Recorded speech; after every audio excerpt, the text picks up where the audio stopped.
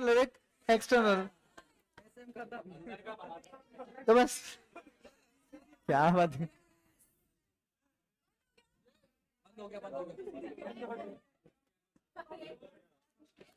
So are we live? Are we live? Are we live? Live, चल बैठ जाइए सब लोग बैठ जाइए। तो मालिक, भारत माता की जय मालिक। आशा करता हूँ, उम्मीद करता हूँ कि आप जबरदस्त रहेंगे मालिक। और आज मिलते हैं हम लोग पूरा एसएम का रिवीजन। और मालिक अभी एग्जैक्टली 6:20 हो रहा है, मैं आपका रिवीजन 7 बजे तक कंप्लीट करा दूंगा। पूरा एसएम खत्म कर देंगे अपन लोग, खत्म ही कर देंगे। तो एनीवेज गाइस, अभी हमारे पास यहाँ पर क्लास में कुछ स्टूडेंट्स आए हैं।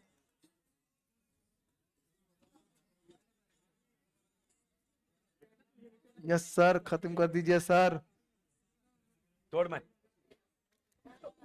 तो चलिए दोस्तों, हमारे पास कुछ स्टूडेंट्स हैं यहाँ पर जो लोग हमारे लिए प्यार भरा, मोहब्बत भरा गिफ्ट लाए हैं। और हाँ जी, थैंक यू सो मच। कैमरे के सामने जूम इन करेंगे। यस, पंटर लोग है हमारे पास।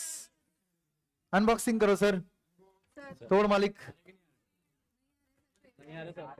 अभी आएंगे, अभी वो चमकेगा ना, अभी तो रुकेगा थोड़ा। हाँ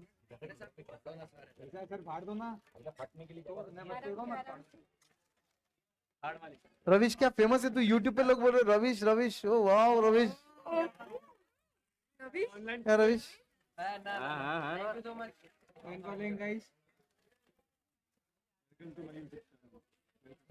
सर आप भी आ जाएगा।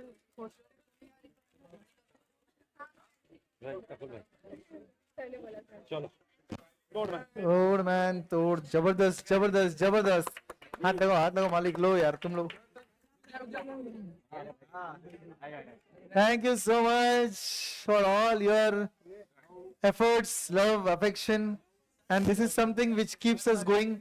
काफी लोग पूछते हैं सर सुबह से रात तक कैसे आप एनर्जेटिक रहते हो। मेनली मुझे ज्यादा एटी सर को, तो भाई इसीलिए होते हैं बिकॉज ये सब प्यार बदले में मिलता है और ये बहुत प्राइसलेस चीज होती है कोई भी टीचर के लिए।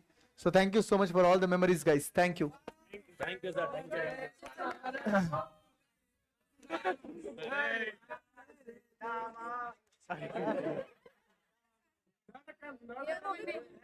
ये भी है।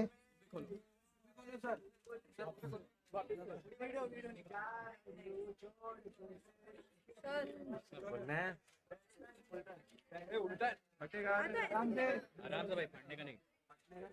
बाजू में बीच में वो आ रहा है। यस मैन, ये है कुछ और मेमोरीज बैच के भाई, एकदम अमेजिंग। और आप देख नहीं सकते हो मगर यहाँ पर बीच बीच में कुछ अच्छी अच्छी अच्छी चीजें लिखी है, लिटरली अच्छी अच्छी चीजें लिखी है। तो एक शायरी जो है वो रविश पढ़ेगा। अमित सर, एक शायरी में पढ़ता हूँ। लाल फूल नीला फूल, प्रशांत सर बूटी फूल। अच्छा लिखा है, लाल फूल नीला फूल, पीएस सर ब्यूटीफुल, 10 रुपए की पेप्सी, 80 सर सेक्सी। बाप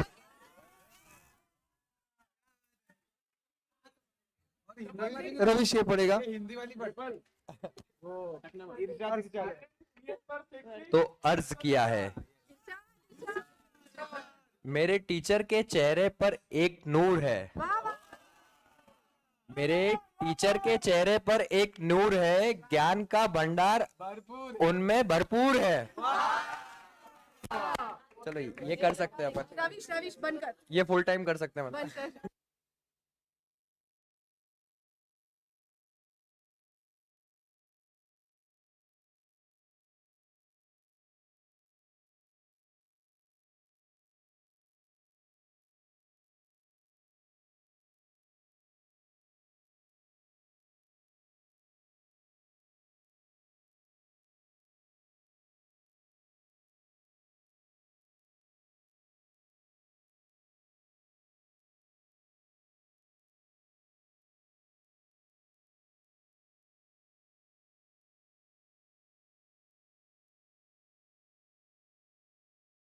Malik. So, good evening, Malik. Hopefully everybody is doing good. आशा करता हूँ कि आप तोड़ कर रहे हैं मालिक. तो भारत माता की तोड़ मालिक. तो मालिक कॉन्सेप्ट यहाँ पर ये है कि अपन अगले घंटे भर में तोड़ we are taking care of your strategic management revision. Okay, आपके पास चार्ट बुक ऑलरेडी होनी चाहिए. नहीं है तो आप टेलीग्राम चैनल पे जा सकते हो. टेलीग्राम चैनल पे ऑलरेडी सॉफ्ट कॉपी अपडेट की हुई है. टेलीग्राम चैनल पे आपको एक अलग अलग चैप्टर पे ओके CS अमित आते इंटरमीडिएट वाला है, जहां पर आपको टेलीग्राम पे ओके 5 चैप्टर की अलग अलग चार्ट बुक कॉपीज अपलोड की हुई है. तो टेलीग्राम पे आप डेट जो है वो देख सकते हो. जनवरी 29 जनवरी के दिन का अपलोड यहां पर मिल जाता मालिक. Is that point clear? Okay, तो बढ़िया. Let's start. फटाफट आपके पॉइंट पे आ जाइए और I am starting from chapter 1 से शुरुआत करते हैं और फटाफट चीजों को क्लोज करते हैं. ओके, तो आपका काम होगा फटाफट रिवाइज करिए. And I am be very clear with the agenda of today. It is about revision. Okay, I am more in revision rather than marathon. This is not a marathon lecture जहां पर मैं बहुत detailed में concept जाता हूं. Okay, यहाँ पर अपन revise करेंगे, सारे पॉइंटर्स को याद करेंगे. ब्रीफ कुछ पॉइंट आया मेरे को बताने वाला, मैं आपको बता दे जाऊंगा. तो आपका मेन काम है यहाँ पर रिवाइज करना. सर इस लेक्चर की मदद से क्या होगा? इस लेक्चर की मदद से ओके ऑल टुगेदर अपने को कॉन्सेप्ट ऐसा होगा कि ये लेक्चर अपने को काम आएगा रिवाइज करने में. ये लेक्चर अपने को तब काम आएगा जब वापस अपन पढ़ने बैठेंगे. ओके, क्या कर रहे हो भाई? क्या हुआ तेरे को? कुछ और काम? ओके, फटाफट चालू करते भाई. अब रिवीजन का ये अलग से क्लिप भी बना के मैं आपको ड्राइव पे डाल दूंगा. तो अलग से क्लिप 5 चैप्टर की अलग अलग बन के ड्राइव पे अपलोड हो जाएगी. तो एक चैप्टर खत्म, मैं क्लिप चेंज करता, अलग चैप्टर खत्म. Everybody clear? Let's start with the content. फटाफट स्टार्ट करते हैं रिवीजन के पार्ट में. ओके, तो गुड इवनिंग मालिक. दिस इज द स्क्रीन पे जो आपको दिख रहा है वो है चैप्टर 1. चैप्टर 1 की शुरुआत जो ही है, अगर आपको याद होगा चैप्टर 1 में हमने टोटल 3 एलिमेंट कवर किए. सबसे पहला हमने भाई साहब अपन ने समझा जो था कॉन्सेप्ट था स्ट्रैटेजी एंड मैनेजमेंट का. उसके बाद अपन ने समझा स्ट्रैटेजिक मैनेजमेंट और उसके बाद जो लास्ट कॉन्सेप्ट था वो सबसे इंपॉर्टेंट था स्ट्रैटेजिक इंटेंट का. इंटेंट अगर आपको याद होगा फिलोसॉफिकल बेस ऑफ SM. सबसे पहले बात करते हैं, अगर आप चार्ट बुक है आपके पास गुड इनफ, आप स्क्रीन पे देख सकते हो. सबसे पहले बात करते हैं स्ट्रैटेजिक मैनेजमेंट में. अगर आपको याद होगा डेफिनेशन ऑफ मैनेजमेंट में मैंने आपको करवाया था कि मैनेजमेंट क्या है. 2 चीज. Okay, management is group of individual and process. लेकिन यहां पर SM के अंदर ये दोनों का कॉम्बिनेशन आपको रखना होगा. अगर आपको याद होगा it is an influence process. Second, what is the strategy? Strategy अगर आपको याद है तो लॉन्ग रेंज ब्लूप्रिंट, जिसकी वजह से कंपनी का desired image, direction, destination, 3 word याद रखिए. डिजायर्ड इमेज, डायरेक्शन, डेस्टिनेशन, ये अपने को समझ में आती है. ये कॉन्सेप्ट होता है आपका स्ट्रैटेजी. क्या स्ट्रैटेजी पार्टली प्रोएक्टिव होनी चाहिए, पार्टली रिएक्टिव होनी चाहिए? Answer is yes. खाली प्रोएक्टिव रहना भी सही नहीं है, खाली रिएक्टिव रहना भी सही नहीं है. अगर आपको एग्जामिनेशन में क्वेश्चन आता है कि प्रोएक्टिव अच्छी है या रिएक्टिव अच्छी है, सुन ले मेरी बात, प्रोएक्टिव अच्छी है या रिएक्टिव, आपको लिखना है प्रोएक्टिव अच्छी है. लेकिन अगर मैंने बोला जनरल टॉलरेंस में कौन सी अच्छी है, okay, then it is blend of proactive and reactive. अगर मैंने आपको बोला प्रोएक्टिव और रिएक्टिव दोनों में से कौन सी अच्छी है, प्रोएक्टिव. ये चीज क्लियर रखना. ओके, क्या स्ट्रैटेजी अच्छी बन गई, क्या हमको मैनेजमेंट झंडू चलेगा? क्या नहीं, हमको रिस्पॉन्सिबल अलर्ट मैनेजमेंट जरूरी है. यानी स्ट्रैटेजी डज नॉट रिप्लेस क्या रिस्पॉन्सिबल एंड अलर्ट मैनेजमेंट. अच्छा, क्या स्ट्रैटेजी हमेशा फ्लॉलेस रहती है? क्या स्ट्रैटेजी में फ्लॉ नहीं आएगा? क्या आएगा, आ सकता है. इसीलिए तो अपने को रिस्पॉन्सिबल अलर्ट मैनेजमेंट चाहिए. तो 2 पॉइंट याद रखना. Strategy partly proactive and partly reactive होनी चाहिए. And second, strategy can not be flawless. यानी अच्छा, what is the meaning of flawless? Flawless का मतलब एकदम सिंपल है, जहां पर आपको कॉन्सेप्ट ही नहीं समझना है कि यहां पर मिक्स मैच, यानी क्या स्ट्रैटेजी फेल होने की संभावना हो सकती है? यस. ओके, 100% स्ट्रैटेजी सक्सेसफुल होगी ऐसा थोड़ा है मालिक. ओके, एंड ऑनलाइन पेट्रोल होगा, आपका फटाफट आंसर लिखने का काम आएगा और आप लोग जितना आपको याद आता है उतना रिपीट करते जाइए. तो नेक्स्ट पॉइंट आता है स्ट्रैटेजी खत्म होने के बाद आता है अपना strategic management. Sir strategic management में अपने पास कितने सवाल थे? 3. पहला कॉन्सेप्ट था आपका ऑब्जेक्टिव ऑफ SM, दूसरा है लिमिटेशन और तीसरा है एडवांटेज. एक्चुअली मैंने एडवांटेज पहले करवाया, लिमिटेशन बाद में करवाया. पहले बात करते हैं objective of SM. Sir 2 objective of SM है. सबसे पहले मुझे ये क्या करता है, ओके, क्या करवाता है? कॉम्पिटिटिव एडवांटेज देता है. अगर आपको याद होगा कॉम्पिटिटिव एडवांटेज क्यों दे पाता है ये? क्योंकि मेरी क्या डेवलप करता है ये? Core competency. And second point, क्या ये मेरे को फ्यूचर में भी मैनेज करने के लिए मदद करता है? Answer is yes. It guide the changes, जो भी एनवायरमेंट में चेंजेस होंगे उसको गाइड करेगा और उसको एडजस्ट करेगा. These are the 2 objective, not advantages. Okay, ये ऑब्जेक्टिव होने के बाद अपना नेक्स्ट क्वेश्चन आता है what are the advantage. Sir कितने एडवांटेज है? लिमिटेशन बाद में करते हैं, पहले एडवांटेज में आते हैं. कितने एडवांटेज है? 7. सबसे पहले स्ट्रैटेजी मुझे क्या देता है? डायरेक्शन। वो प्रोएक्टिव है या रिएक्टिव है? प्रोएक्टिव। तीसरा, क्या ये मुझे देगा 1 2 3 4 5, याद है 5? फ्रेमवर्क देगा। फ्रेमवर्क के साथ में सबसे इंपॉर्टेंट पॉइंट ये क्या रेडी करेगा? Face the future. और फेस द फ्यूचर के साथ में सबसे इंपॉर्टेंट पॉइंट मैं आपको याद दिला दूं, फेस द फ्यूचर में था अपॉर्चुनिटीज के कॉन्सेप्ट में ध्यान रखना। फेस द फ्यूचर में अंदर क्या कॉन्सेप्ट था? अपॉर्चुनिटी। नेक्स्ट पॉइंट, क्या ये रेडी करता है? Corporate defence mechanism. Sir corporate defence mechanism किसके अगेंस्ट होता है? मेरे से गलती ना हो, मिस्टेक्स ना हो। इसके बाद आता है मेरे ये बिजनेस को क्या करता है? लॉन्गेटिविटी। एंड ये मेरी क्या चीज बढ़ाता है? Core competency and competitive advantage. लेकिन इसके सामने क्या लिमिटेशंस आते हैं मालिक? यस, 4 लिमिटेशन है। पहला, एनवायरमेंट कैसा है? कॉम्प्लेक्स है, जिसको अपन बोलते हैं टर्बुलेंट है। इसकी वजह से स्ट्रैटेजी जो एनवायरमेंट के बेस पे बनी होगी, क्या वो स्ट्रैटेजी एकदम तोड़ रहेगी? क्या नहीं, चांसेस है उसमें कुछ इंपैक्ट हो सके। सेकंड सिनेरियो, स्ट्रैटेजिक मैनेजमेंट करना। स्ट्रैटेजिक मैनेजमेंट बोला मतलब कितने स्टेप्स? 5। स्ट्रैटेजिक मैनेजमेंट करना क्या मेरे लिए टाइम कंज्यूमिंग प्रोसेस है? यस। क्या ये मेरे लिए कॉस्टली प्रोसेस है? यस। दोनों के कॉन्सेप्ट मैं समझा देता हूं। कॉस्टली प्रोसेस का कॉन्सेप्ट ऐसा होगा कि यहां पर मेरे को एक्सपर्ट लगेंगे, और टाइम कंज्यूमिंग का कॉन्सेप्ट ऐसा होगा कि स्ट्रैटेजी करने डे टू डे हैम्पर होने वाला है, क्योंकि आप चैप्टर 5 में पढ़ चुके हैं ऑर्गेनाइजेशन स्ट्रक्चर इंपैक्ट होते हैं। और जैसे ही ऑर्गेनाइजेशन स्ट्रक्चर इंपैक्ट होते हैं, क्या ये चीज अपने को ओवरऑल इंपैक्ट कर सकती है? यस। एंड लास्ट कॉन्सेप्ट है यहां पर स्ट्रैटेजी में estimate response. Sir what is the meaning of estimate response? सामने वाला क्या कर रहा है ये बंद कमरे में डिसाइड हो रहा है, तो इसीलिए मुझे कैसे मालूम पड़ेगा सामने वाला क्या कर रहा है? तो उसके हिसाब से कैसे मैं रिएक्टिव स्ट्रैटेजी बनाऊं। तो 4 लिमिटेशन क्या क्या है मालिक?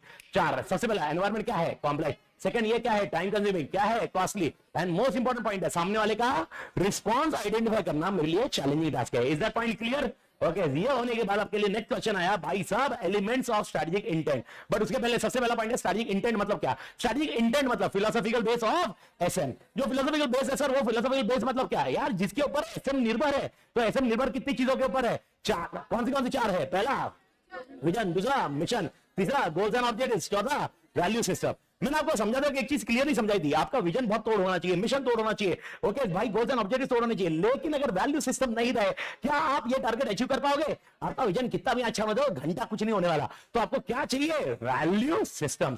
ओके, तो यानी अपन ने एक क्वेश्चन ऐसा भी डिस्कस किया, क्या वैल्यू सिस्टम बड़ा या स्ट्रैटेजिक इंटेंट बड़ा? तो मैंने आपको बताया ये दोनों कोई बड़ा नहीं है, लेकिन टेक्निकली बात करें, अगर वैल्यू नहीं रही, कितना भी आपका स्ट्रैटेजिक इंटेंट रहा, ओके, काम नहीं आ पाएगा। तो आपको स्ट्रैटेजिक इंटेंट के साथ में क्या होना जरूरी है? वैल्यू।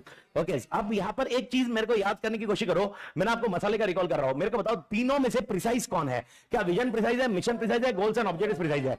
Goals and objectives. इसके साथ में ये पॉइंट याद रखना, ये दोनों में से, तीनों में से सबसे ज्यादा प्रिसाइज कौन है? Goals and objective. अच्छा, गोल्स एंड ऑब्जेक्टिव्स में आपको और 2 शब्दों का प्रयोग करना है, if you remember, business model and business definition. Sir business model, business definition क्या होता है? ओके, मेरे जैसे डिसीजन मेकिंग होते हैं, that is called business model.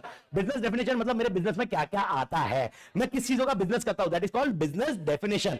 मैं वो डिसीजन लेते वक्त क्या करता हूं, that is called business model. Business model अपने को चैप्टर 5 में काम आता है, जब अपने को स्ट्रैटेजी डिसीजन मेकिंग करना होगा। ये होने के बाद आपका नेक्स्ट कॉन्सेप्ट आता है विजन। क्या विजन होना चाहिए? Answer yes. सर विजन जो बनाता है या विजन जैसे बनना चाहिए, उसके इसमें सबसे इंपॉर्टेंट पॉइंट है, what are the elements of vision और स्ट्रैटेजिक विजन, और what are the essentials of strategic vision. कितने एसेंशियल्स है स्ट्रैटेजिक विजन के? आपके 4। सबसे पहले बंदा कैसा होना चाहिए? क्रिएटिव।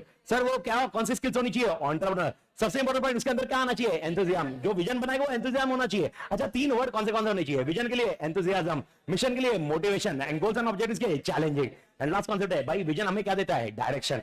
ओके, नेक्स्ट कॉन्सेप्ट आता है अपने लिए मिशन। मिशन में 2 सवाल है। सबसे पहला, ओके, क्यों मिशन स्टेटमेंट चाहिए भाई साहब? मिशन बनाने की जरूरत क्या पड़ी? तो भाई साहब अपने मिशन के लिए अपन का 5 और 2 का डिवीजन था। सबसे पहले हमारे सबके लिए एक पर्पस होना जरूरी है, इसको बोलते हैं unanimity of purpose. Second scenario, अपने लिए यहां पर एक स्टैंडर्ड होगा जिसकी वजह से रिसोर्स एलोकेट कैसे करना है, तो this is the basis of standards for allocating the resource. तीसरा पॉइंट, ये मुझे क्या करवाएगा? मोटिवेट रिसोर्स एलोकेशन के लिए मोटिवेट चाहिए। चौथा सिनेरियो सबसे तोड़ पॉइंट है भाई, यहां का जो क्लाइमेट है वो ऑर्गेनाइजेशन क्लाइमेट एकदम किसके हिसाब से करेगा? सबका एक जैसा करेगा। एंड लास्ट कॉन्सेप्ट इसमें 5 पॉइंट याद रखना है, ये फोकल पॉइंट है। फोकल पॉइंट मतलब क्या है? सेंटर ऑफ अट्रैक्शन जब बोलते हैं अपन, तो ये 5 चीजें पहले याद रखिए। पहला क्वेश्चन है मिशन क्यों चाहिए, पहले 5 पॉइंट याद रखिए। ये 5 होने के बाद लास्ट 2 पॉइंट है ना, गोल्स एंड ऑब्जेक्टिव्स के हिसाब से याद रखिए।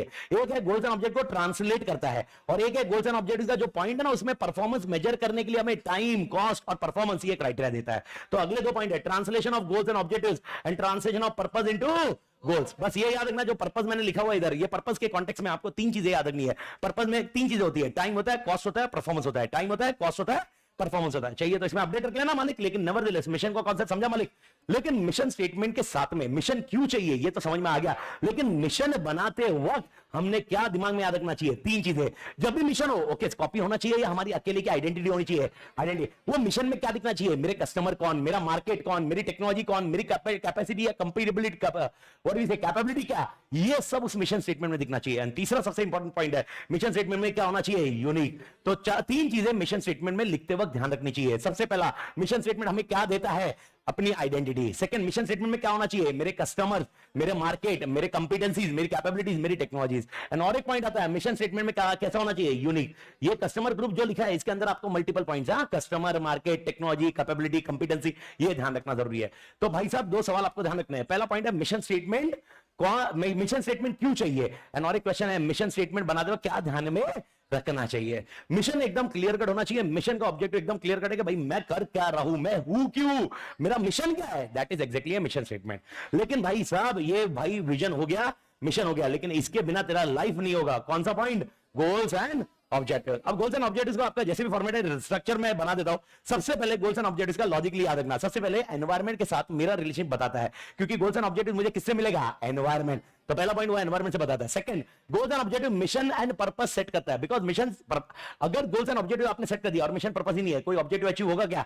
तो सेकंड पॉइंट मिशन पर्पस चाहिए। तीसरा पॉइंट, गोल्स एंड ऑब्जेक्टिव्स अपने को डिफाइन करेंगे 2 ऑप्शन में से किसको सिलेक्ट करने का, इसीलिए और एक वर्ड क्या लगा? Strategic decision making. Okay sir, ये 3 चीजें याद रखना। गोल्स एंड ऑब्जेक्टिव्स और एक है स्टैंडर्ड फॉर परफॉर्मेंस अप्रेजल। ये अगर गोल्स एंड ऑब्जेक्टिव्स ही नहीं रहा तो परफॉर्मेंस अप्रेजल कैसे होगा? तो नेक्स्ट पॉइंट क्या है? वो standard for performance appraisal. Next 3 point आपको मेरे ख्याल से थोड़ी इजी याद आने चाहिए। गोल्स एंड ऑब्जेक्टिव्स क्या होने चाहिए? कॉन्क्रीट। गोल्स एंड ऑब्जेक्टिव्स कैसे होने चाहिए? Time frame. वो कैसे होने चाहिए? मेजरेबल। मेजरेबल नहीं होगा तो गोल्स एंड ऑब्जेक्टिव का लॉजिक होगा। एंड नेक्स्ट पॉइंट है गोल्स एंड ऑब्जेक्टिव क्या होना चाहिए? चैलेंजिंग।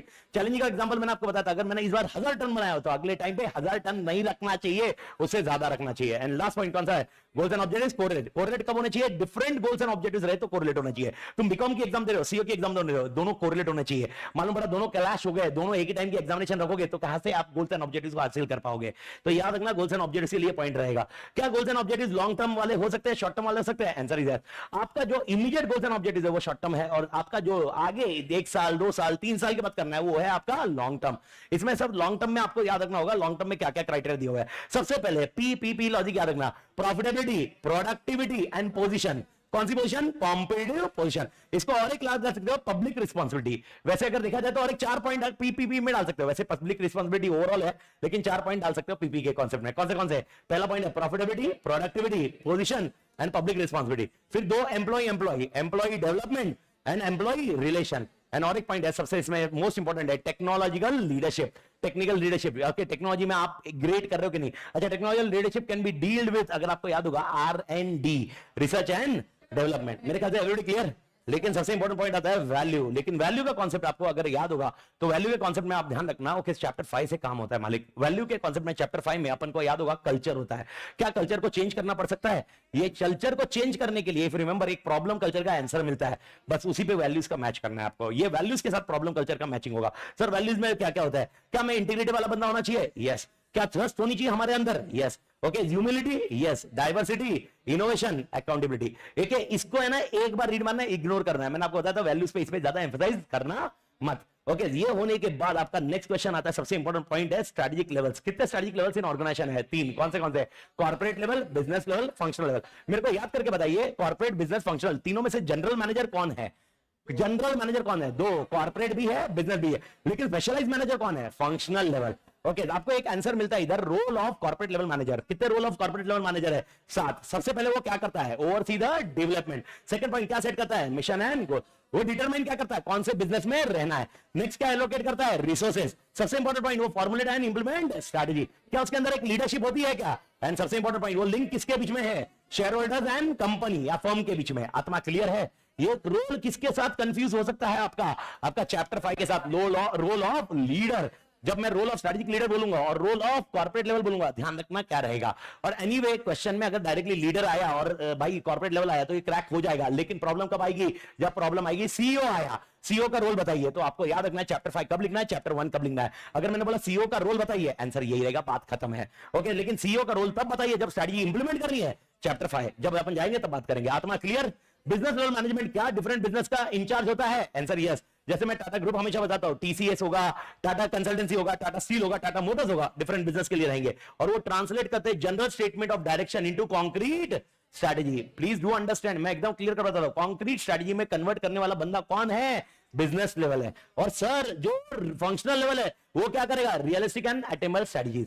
मेक इट श्योर आप क्लियर याद रहे, अगर आपको भूल भी होंगे लेकिन ये याद रखना, रियलिस्टिक एंड अटेनेबल स्ट्रेटजीज बनाता कौन है? मेरे कान खुले, बनाता कौन है? ये बनाता टॉप लेवल ही है, कॉर्पोरेट और बिजनेस ही बनाता है। कौन बनाता है? कॉर्पोरेट और बिजनेस। लेकिन ये रियलिस्टिक और अटेनेबल स्ट्रेटजी बनाने के लिए उसको जो इंफॉर्मेशन चाहिए वो इंफॉर्मेशन कौन देता है? फंक्शनल लेवल देता है। कंफ्यूज नहीं करना, ये स्ट्रेटजीज कौन बनाता है? रियलिस्टिक एंड अटेनेबल स्ट्रेटजीज बनाता कौन है? ओके, टॉप लेवल मतलब कौन? Corporate and business. लेकिन उसके लिए जो इंफॉर्मेशन चाहिए किसको इन्वॉल्व करना पड़ेगा? फंक्शनल। तो क्या मेरा क्वेश्चन है, क्या फंक्शनल लेवल को स्ट्रेटजी बनाते हुए इन्वॉल्व करना चाहिए क्या? यस, उसका रीजन ये है क्योंकि वो इन्वॉल्व करने के बाद ही हमारी स्ट्रेटजी कैसी होती है? Realistic and attainable. और वो ऑपरेशन का बंदा होता है और स्पेसिफिक बिजनेस फंक्शन के लिए होता है, ये तो आपको सबको मालूम होगा। और इसके साथ में 3 रिलेशनशिप होती है। सर ये रिलेशनशिप किसकी है? Network of relationship. यानी एग्जांपल, ये corporate, okay, business and functional level आपस में कैसे रिलेटेड होते हैं, ये 3 तरीके के होते हैं। और ये मेरे ख्याल से चैप्टर 5 में आपको याद होगा ये 3 तरीके कौन से हैं। पहला पॉइंट है फंक्शनल एंड डिविजनल, दूसरा कॉन्सेप्ट है हॉरिजॉन्टल और तीसरा कॉन्सेप्ट कौन सा है? मैट्रिक्स। भारत माता की जय। एवरीबॉडी क्लियर मालिक? ओके, ये पार्ट खत्म हो गई, आपका पहला चैप्टर 1 हुआ। चैप्टर 2 की बात करें, चैप्टर 2 पे पहुंचते हैं मालिक। चैप्टर 2 है आपका स्ट्रेटेजिक एनालिसिस, जिसके अंदर आपका एक्सटर्नल एनवायरनमेंट आता है। एक्सटर्नल एनवायरनमेंट की बात करें तो सबसे पहला पॉइंट आता है स्ट्रेटेजिक एनालिसिस में इश्यूज क्या है। आपको याद आएगा, नहीं याद आएगा, जितना होगा उसको रिपीट करिए, कॉन्सेप्ट में रिकॉल करने की कोशिश करूंगा, याद आने की संभावना होगी। ओके, पहला सिनेरियो, सर आपको बताइए स्ट्रेटेजिक एनालिसिस करते वक्त क्या स्ट्रेटेजी एक दिन में बनती है या टाइम लगता है? तो strategy evolve over a period of time. अब मेरे को बताओ, खाली अपन ने इंटरनल कंसीडर करना चाहिए, एक्सटर्नल, दोनों? तो क्या हमें बैलेंस ऑफ इंटरनल एक्सटर्नल रखना चाहिए? Answer is yes. तो बैलेंस ऑफ इंटरनल एक्सटर्नल रखना चाहिए। क्या स्ट्रेटेजिक, जब अपन स्ट्रेटेजिक भाई इश्यूज है तो क्या उसमें स्ट्रेटेजिक रिस्क हो सकते हैं? Answer is yes. अगर आपको याद होगा एक मैट्रिक्स अपन ने पढ़ा था, एक स्ट्रेटेजिक रिस्क कौन सा हो सकता है? ओके, एक तो इंटरनल का और एक्सटर्नल का, एक हो सकता है short term and long term. अगर इंटरनल है, शॉर्ट टर्म है, शॉर्ट टर्म में इंटरनल और एक्सटर्नल की बात करें तो 2 चीज हो सकती है। शॉर्ट टर्म में पहले बात करते हैं एक्सटर्नल की, हमारे इंटरप्रिटेशन अबाउट एनवायरनमेंट गलत हो सकता है, इसलिए हम क्या कर सकते हैं? एरर। दूसरा सिनेरियो, शॉर्ट टर्म में हम क्या करेंगे? इंटरनल का प्रॉब्लम क्या होगा? हमको लगा होगा स्ट्रेंथ है, लेकिन बाद में मालूम पड़ा ये हमारे पास स्ट्रेंथ ही नहीं है, तो क्या होगा? हम कोप अप नहीं कर पाएंगे। लॉन्ग टर्म में प्रॉब्लम क्या होगी? लॉन्ग टर्म मतलब शॉर्ट टर्म में हम सक्सेसफुल हो चुके हैं ना, शॉर्ट टर्म में सक्सेसफुल होने के बाद लॉन्ग टर्म में हमारे पास एक्सटर्नल एनालिसिस की दिक्कत क्या आएगी? रिस्क क्या होगा? ओके, एक्सटर्नल में हमारा वो टेक्नोलॉजी क्या हो जाएगी? ऑब्सोलेट। और इंटरनल में हमारे पास क्या आएगी? इनकंसिस्टेंसी। यानी हमको स्ट्रेंथ तो समझ गया, लेकिन जैसे जैसे जाएंगे उस स्ट्रेंथ को मेंटेन करने का हमारे पास चैलेंज आ जाएगा। तो ये 2 याद रखना। इसके ऊपर अगर आपको याद है तो टेक्स्ट बुक में अपन ने एक मैट्रिक्स बनाया था, मैट्रिक्स में ऐसा बना था, इधर शॉर्ट टर्म लिखा था, लॉन्ग टर्म लिखा था, इधर एक्सटर्नल लिखा था, इंटरनल लिखा था। इस तरह से आपका ये मैट्रिक्स आता है, that is called strategic risk. Everybody clear? Okay, ये स्ट्रेटेजिक रिस्क का कांसेप्ट है। स्ट्रेटेजिक रिस्क के बाद स्ट्रेटेजिक एनालिसिस होने चाहिए। सर कितने तरह के एनालिसिस होने चाहिए? 2, internal and external. Internal analysis में 2 एनालिसिस बहुत जरूरी है, परफॉर्मेंस एंड डिटरमिनेंट। सर अगर देखा जाए तो स्ट्रेंथ और वीकनेस की बात हो रही है। एंड लास्ट पॉइंट है एक्सटर्नल एनालिसिस में कौन कौन आता है? Customer, competitor, market and environment. Is that point clear मालिक? ओके, ये 4 एनालिसिस अपने को होने जरूरी है। ये 4 एनालिसिस कौन से है? Okay, external. और ये 2 एनालिसिस कौन से है? इंटरनल। सर सवाल क्या आएगा? सवाल आएगा स्ट्रेटेजिक एनालिसिस करते वक्त कितने एनालिसिस करने जरूरी है? स्ट्रेटेजिक एनालिसिस करते वक्त कितने एनालिसिस जरूरी है? 2। कौन से? Internal, external. अभी बात कर रहा हूं, जबान याद रख। ओके, स्ट्रेटेजिक एनालिसिस बोला है, चैप्टर 5 में जाएगा स्ट्रेटेजिक प्लानिंग होगा। Strategic analysis, strategic planning. Planning करना मतलब पॉलिसी बनाना, ताकि हम रिसोर्स को कैसे यूज कर सके, एक्वायर कर सके और डिस्पोज कर सके। स्ट्रेटेजिक एनालिसिस मतलब internal and external. Make sure आप ये क्लियर रहिए। स्ट्रेटेजिक एनालिसिस आपका पहला स्टेप है। जब आप स्ट्रेटेजी फाइनलाइज करते हो, आप बोलते हो स्ट्रेटेजी बन गई है, उसके बाद इंप्लीमेंट करते हो, उसके लिए अपने को क्या चाहिए? Strategic planning. प्लानिंग बाद में आएगी, सबसे पहले एनालिसिस आएगा। Is that point clear?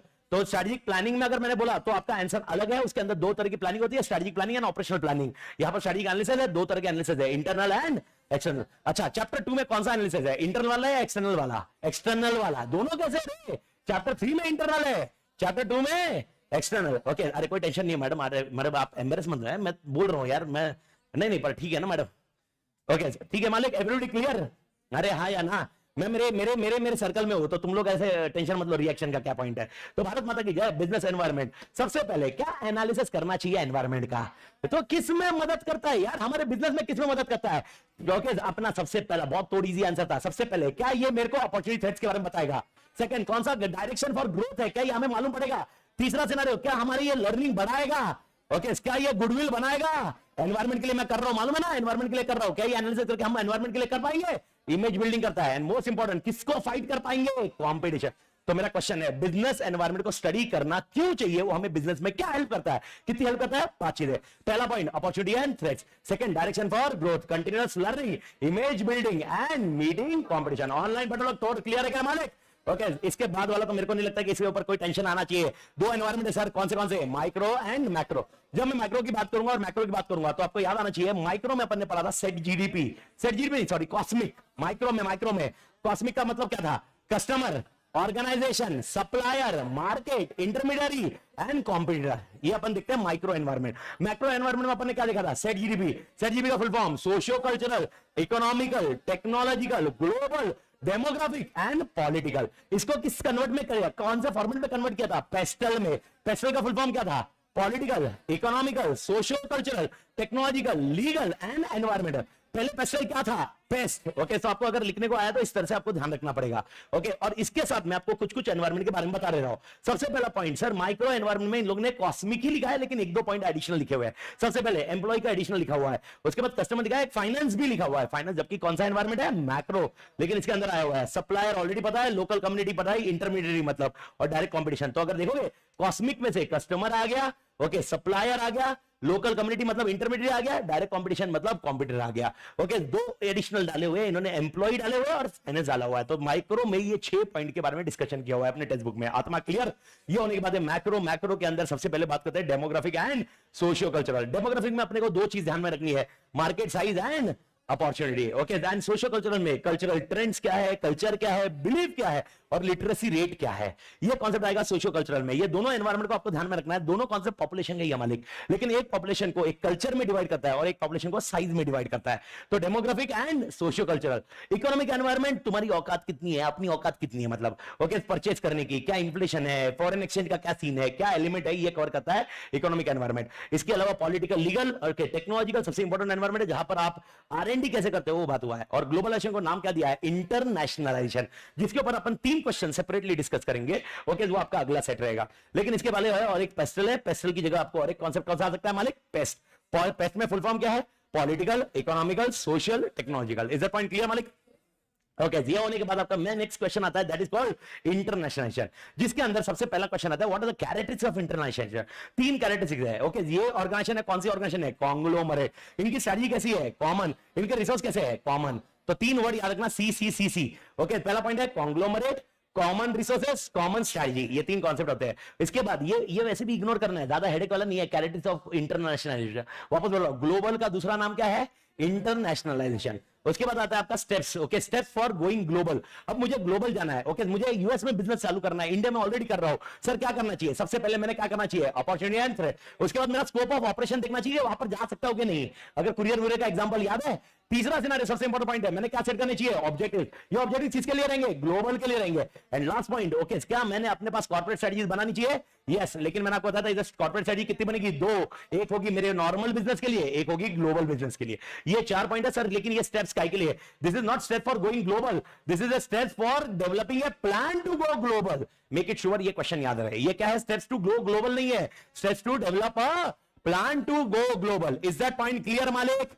Okay sir क्या ग्लोबल जाना जरूरी है, आंसर इज यस। क्या ये काम करना जरूरी है? अरे भाई साहब आज के मार्केट की कमी आ चुकी है, वही देखना है आपको। रीजन और benefits why we should go global. Sir benefits और रीजन इसमें मैंने बताया था आपको, 6-7 पॉइंट याद रखिए, बात खत्म करिए। सबसे पहला, क्या मुझे ग्रो करना है, answer is yes. Time and distance constant है या निकल चुके हैं, निकल चुके हैं। डोमेस्टिक मार्केट आज के डेट में कम पड़ रहा है भाई साहब। Okay everybody clear? ओके क्या रिसोर्सेज मेरे को बाहर अच्छे मिलते हैं, ओके मेरे को बताओ, लेबर इंडिया में मिलेगा, चाइना में मिलेगा, लेकिन टेक्नोलॉजी किधर मिलेगी, जापान। ओके ये लॉजिक कहता है। रॉ मटेरियल प्रोडक्शन किधर अच्छा होगा, चाइना।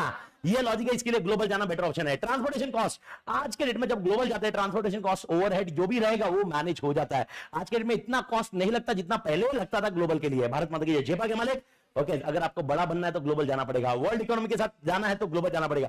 पहले आपने ट्रेड बैरियर आते थे, आपको मालूम है ना, पहले जब फाइनेंस पॉलिसी नहीं थी तो अपन आपस में इंटरेक्ट नहीं कर सकते थे, आपस में ट्रेड नहीं कर सकते। लेकिन क्या आज में ट्रेड कर पा रहे हैं, यस। एंड आज के डेट में ग्लोबल का सबसे बड़ा आसान तरीका कौन सा है, strategic alliance. Okay sir, global जाना चाहिए तो क्या एनवायरमेंट का एनालिसिस करना चाहिए? यस, सबसे पहले मेरे को बताओ, धंधा क्या डायरेक्टली ग्लोबल करना चाहिए, पहले लोकल करना चाहिए?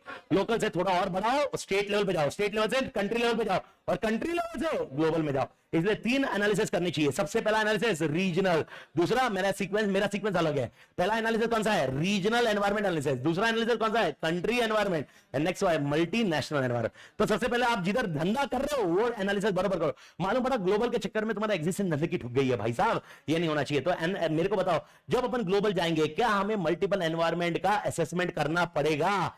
क्या हमें मल्टीपल एनवायरमेंट का असेसमेंट करना पड़ेगा? क्या कितने एनवायरमेंट हो गए? 3। पहला होगा regional, national and multinational. Everybody clear? ये 3 है, तीनों के तीनों इंटरनेशनलाइजेशन के क्वेश्चन है। इसको दूसरा वर्ड और क्या आ सकता है? Globalisation.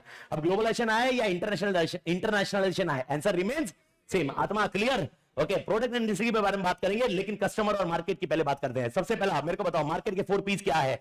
Product, place, price and promotion. ये चारों चीजें एकदम आपको क्लियर है? एक खाली मैं आपको बात करना चाहूंगा, प्राइसिंग में जब भी मैं कोई प्रोडक्ट इंट्रोड्यूस करता हूं तो प्राइसिंग हमेशा 2 तरह की होती है, शायद आपको याद है। ओके, इधर किधर लिखा नहीं होगा लेकिन आपको याद आना चाहिए, हमने क्लास में बताया था। एक होती है पेनिट्रेशन प्राइसिंग, एक होती है स्कीमिंग प्राइसिंग। याद है क्या? अगर नए प्रोडक्ट को एकदम भारी बताया, स्कीमिंग, फटाफट क्लोज करना है, एकदम फटाफट सस्ते में देना है, पेनिट्रेशन। दोनों स्ट्रेटजी हो सकती है लेकिन प्रोडक्ट लॉन्च के टाइम पे। Is that point clear? इसके बाद सबसे पहला कोई कस्टमर एनालिसिस करना चाहिए क्या? Answer is yes. अरे कस्टमर बिहेवियर को इन्फ्लुएंस करने वाले बहुत सारी चीजें होती है। सबसे पहला मेरी मार्केटिंग, ओके जी, आपको इन्फ्लुएंस करती है। ओके, मेरे दूसरे लोग जो मेरे ऑलरेडी सीख के गए वो आपको इन्फ्लुएंस करते हैं। तो पहला इन्फ्लुएंस आपको कौन करता है? एक्सटर्नल। दूसरा इन्फ्लुएंस कौन करता है? आपकी आत्मा, आपका लॉयल्टी फैक्टर होगा, आपके कुछ पॉइंट्स होंगे, वो आपको इन्फ्लुएंस करेंगे डिसीजन लेने के लिए, प्रोडक्ट लेने के लिए। तीसरा सिनेरियो, डिसीजन मेकिंग आप करोगे इन 2 इन्फ्लुएंस के बेसिस पे, दोनों इन्फ्लुएंस का कॉन्सेप्ट होगा। एंड मोस्ट इंपॉर्टेंट मेरे को बताओ, डिसीजन लेने के बाद आपने प्रोडक्ट परचेस कर लिया, उसके बाद सर्विस बरोबर नहीं दे पाया, क्या आप अगली बार मेरे पास आओगे? नहीं। इसको बोलते हैं post decision making process. Sir क्या है ये? 4 क्वेश्चन क्या थे अगर याद है तो? कस्टमर बिहेवियर को इन्फ्लुएंस कौन करता है? कस्टमर बिहेवियर को इन्फ्लुएंस कौन करता है? मेरे को बताओ, तुमको प्रोडक्ट परचेस किसने बोला होगा? सीनियर ने बोला होगा? External influence. क्या तुम्हारे अंदर लगा, आपने रिकॉर्डिंग देखी, आपने कुछ डेमो देखे होंगे, क्या अंदर लगा ये लेना चाहिए? Internal influence. ओके, और इसके बेस पे आपने क्या लिया? डिसीजन। और डिसीजन के बाद आपने क्या किया? Post decision. अब पोस्ट डिसीजन ढूंढना अभी तक क्लोज होगा, पोस्ट डिसीजन तो ऑल टुगेदर अपने को मई तक देखना होगा। ओके, मई तक आप देखोगे सपोर्ट कैसा होगा, उसके बाद आगे आप किसी को सजेस्ट करना कि नहीं करना करोगे ना मालिक। तो ये इन्फ्लुएंसिंग फैक्टर्स होते हैं। किसको इन्फ्लुएंस करते हैं मालिक? कस्टमर को। आत्मा किसको इन्फ्लुएंस करते हैं? कस्टमर। आत्मा क्लियर है? ओके, इसके बाद एक सबसे बेसिक क्वेश्चन बताया था मालिक, ये तो याद कर लीजिए, कॉम्पिटिटिव लैंडस्केप। मेरे को बताओ, लैंडस्केप याद आ रहा है? तो कॉम्पिटिटिव लैंडस्केप में एक ही क्वेश्चन है सर। कौन सा क्वेश्चन है? कॉम्पिटिटिव लैंडस्केप के स्टेप्स बताइए। कितने स्टेप्स है? 5। सबसे पहले क्या पता करने का? कॉम्पिटिटर। उसके बाद उसको क्या करने का? अंडरस्टैंड करने का। तीसरा पॉइंट उसका क्या पता करने का? स्ट्रेंथ। चौथा क्या करने का? वीकनेस। एंड सारी इंफॉर्मेशन एक जगह डाल देने का और पूरे पेज में देखने का। इसको बोलते हैं कॉम्पिटिटिव लैंडस्केप। इसके साथ में और एक कॉन्सेप्ट अपने देखा था, केपीआई। केपीआई का फुल फॉर्म की परफॉर्मेंस इंडिकेटर। मेरा क्वेश्चन है की परफॉर्मेंस, सॉरी केएसएफ का फुल फॉर्म की सक्सेस फैक्टर। मेरे को बताओ, के सक्सेस फैक्टर जो है आपका, ये सक्सेस फैक्टर किसके लिए? ऑर्गेनाइजेशन के लिए या इंडस्ट्री के लिए? इंडस्ट्री का होगा केएसएफ, ऑर्गेनाइजेशन का नहीं होगा। ओके, मेरे को बताओ केएसएफ कितने होते हैं यूजुअली इंडस्ट्री में? अगर आपको याद होगा 3 से 4, 3 से 5 था क्या? 3 से 4 थे, 3 से 4 थे मेरे ख्याल से, 3 से 4 या 3 से 5 होगा। ओके, लेकिन आउटराइट आउट परफॉर्म कितने करते हैं? 1 to 2। तो इंडस्ट्री के केएसएफ पे क्या ध्यान देना जरूरी है? यस। तो केएसएफ करते वक्त आपको टोटल 3 सवाल पूछने हैं। सबसे पहला, क्या बेस है जिसपे कस्टमर आपको सिलेक्ट करता है? सेकंड, वो जो कस्टमर बेस पे सिलेक्ट करता है क्या वो सच्ची में बहुत तोड़ है? और तीसरा, वो तोड़ जो है उसको बनाने के लिए क्या हमारे पास कोर कॉम्पिटेंसी कैपेबिलिटीज है क्या, जिसकी वजह से हमें क्या मिल सकता है? Competitive advantage. तो केएसएफ की सक्सेस फैक्टर समझने के लिए कितने सवाल पूछने जरूरी है मालिक? 3। पहला, क्या बेसिस है जिसमें कस्टमर हमें चूज करता है? सेकंड, क्या रिसोर्स कैपेबिलिटी चाहिए, जो वो चीज हमें उसको दे रहे हैं क्या वो प्रोडक्ट मिलेगा? एंड तीसरा, क्या इसकी वजह से हमें क्या मिलेगा? Competitive advantage. Sir what is the difference between competitive advantage and sustainable competitive advantage? Competitive advantage अभी मिला है, सस्टेनेबल वो लंबा गया है। तो अपने को लंबा जाने के लिए रिसोर्स एंड कैपेबिलिटीज की जरूरत होगी, जो अपन चैप्टर 3 में देखेंगे मालिक। ओके, अभी तक चैप्टर 2 का लॉजिक ये समझा। यहां तक खत्म होने के बाद आपका एक एलिमेंट बचा हुआ है चैप्टर 2 का, जो बहुत बेसिक एलिमेंट है। सर चैप्टर 2 में और क्या बचा है? प्रोडक्ट एंड इंडस्ट्री के बारे में। सबसे पहला, क्या कोई प्रोडक्ट के कैरेक्टरिस्टिक्स होता है? बिना कैरेक्टरिस्टिक को कोई भी प्रोडक्ट होता है क्या? नहीं। तो मेरे को बताओ कितने प्रोडक्ट के कैरेक्टरिस्टिक्स है? ओके, 5 है। सबसे पहले, प्रोडक्ट कैन बी टेंजिबल, और क्या प्रोडक्ट की प्राइस होती है? तीसरा, क्या प्रोडक्ट सेटिस्फेक्शन डिलीवर करता है? सबसे इंपॉर्टेंट पॉइंट, क्या प्रोडक्ट बिजनेस के लिए सेंटर है? मोस्ट इंपॉर्टेंट है, पाइवोटल। एंड सबसे इंपॉर्टेंट पॉइंट है, प्रोडक्ट की क्या होती है हमेशा? Useful life. या तो यूजफुल लाइफ खत्म होने के बाद प्रोडक्ट डिस्पोज कर दिया जाता है या प्रोडक्ट को रिन्यू किया जाता है। तो 5 कैरेक्टरिस्टिक्स ऑफ प्रोडक्ट। मैं आपको बोल रहा हूं क्वेश्चन क्या है, what are the characteristics of product और सर्विसेज, जिसको अपन गुड्स ऑन सर्विसेज भी बोल सकते हैं। Is that point clear? कितने कैरेक्टरिस्टिक्स है? 5। सबसे पहले प्रोडक्ट कैसा होना चाहिए, कैसा हो सकता है, टेंजिबल इंटेंजिबल, क्या होती है उसकी प्राइस, फीचर्स है उसके, डिलीवर्स क्या करते हैं, सेटिस्फैक्शन, एंड सबसे इंपॉर्टेंट पॉइंट वो क्या है, pivotal and useful to business. भारत सॉरी यूजफुल लाइफ होती है। भारत माता की जेपा क्या मालिक। ओके, ये प्रोडक्ट के कैरेक्टरिस्टिक्स है जिसके अंदर अपने को ध्यान रखना है कॉन्सेप्ट क्या है। उसके बाद आता है प्रोडक्ट के बारे में, और एक है प्रोडक्ट के बारे में कितनी स्टेजेस है, 4। कौन से स्टेजेस है मालिक, intro stage, growth stage, maturity stage and okay decline stage. आत्मा क्लियर है? मुझे 4 स्टेज की वापस जरूरत है। कौन सा, इंट्रो, ग्रोथ, मैच्योरिटी, डिक्लाइन। आत्मा क्लियर है? इसके बाद सर ये पीडीएल मतलब अगर आपको याद होगा ये प्रोडक्ट लाइफ साइकिल लिखा है, क्या ये बिजनेस का भी लाइफ साइकिल हो सकता है, क्या ये इंडस्ट्री का भी लाइफ साइकिल हो सकता है? चारों के चारों स्टेज है और इसके बेसिस पर स्ट्रैटेजी भी डिसाइड होती है। अगर आपको याद होगा स्टेबिलिटी, एक्सपेंशन कब करने का, याद है कि नहीं? इसके बाद आता है सबसे पॉइंट माइकल पोर्टर का वैल्यू चेन एनालिसिस, वीसीए का full form value chain analysis. मेरे को बताओ क्या जो भी प्रोसेस अपन फॉलो कर रहे हैं क्या वो वैल्यू एडेड होने चाहिए, वैल्यू एडेड नहीं होने चाहिए? वैल्यू एडेड होने चाहिए। तो वैल्यू एडेड होने के लिए सबसे पहला पॉइंट आपको यह ध्यान रखना है, वैल्यू चेन एनालिसिस में कॉन्सेप्ट क्या किया हुआ है। वैल्यू चेन एनालिसिस में हमने सबसे इंपॉर्टेंट पॉइंट दिया है, 2 एक्टिविटीज में अपने डिवाइड किया है। 2 एक्टिविटीज कौन सी है, primary and supporting. Primary activities में 5 याद रखने हैं आपको, सपोर्टिंग में 4 याद रखने हैं आपको। अगर याद होगा एक कॉन्सेप्ट मैंने क्लास में समझाया था कि जब ये एक्टिविटी अलग अलग रहती है तब वैल्यू ऐड नहीं करती, लेकिन जब ये एक्टिविटी इंटीग्रेट होती है तब वैल्यू ऐड करती है। अब मेरे को बताओ क्या मार्केटिंग और सेल्स अगर ये दोनों इंटीग्रेट हुआ क्या हमारे बिजनेस को वैल्यू होगा? यस। अगर मार्केटिंग अलग काम कर रहा है, सेल्स अलग काम कर रहा है, कैसे वैल्यू ऐड करोगे रे बिजनेस को? तो primary activity, secondary supporting activity में आप डिवाइड करिए और वैल्यू एडेड एक्टिविटीज मिल जाएगी मालिक। कितने प्राइमरी एक्टिविटीज है? 5। अगर आप 5 देखोगे, प्राइमरी और सपोर्टिंग में डिफरेंस क्या है? वैसे याद दिला दो, प्राइमरी एक्टिविटी ऐसी है जो आपको डायरेक्टली वैल्यू देती है और सपोर्टिंग एक्टिविटी ऐसी है जो डायरेक्टली वैल्यू नहीं देती है, वैल्यू ऐड करती है पर डायरेक्टली नहीं, इनडायरेक्टली। किसको? कस्टमर को। तो जो भी प्रोडक्ट के रिलेटेड डायरेक्ट है ना वो प्राइमरी में डालो। सर क्या क्या? इनबाउंड, आउटबाउंड, ट्रांसफॉर्म मतलब क्या? प्रोडक्शन। उसके बाद सबसे important marketing and sales and last point है सर्विस। सर्विस मतलब क्या? सपोर्ट। तो प्राइमरी एक्टिविटी कितनी है मालिक? 5। कौन सी वापस बताओ? इनबाउंड। इनबाउंड मतलब रॉ मटेरियल मेरे पास आया, उसके बाद क्या किया मैंने, जो देख मेरे सीक्वेंस से याद है, इनबाउंड मेरे पास आया, ट्रांसफॉर्म किया, आउटबाउंड किया, मेरे मार्केटिंग सेल्स ने बेचा और मेरे सर्विस सपोर्ट ने उसको सपोर्ट किया। ये प्राइमरी हो गई। भारत माता की जेपा मालिक।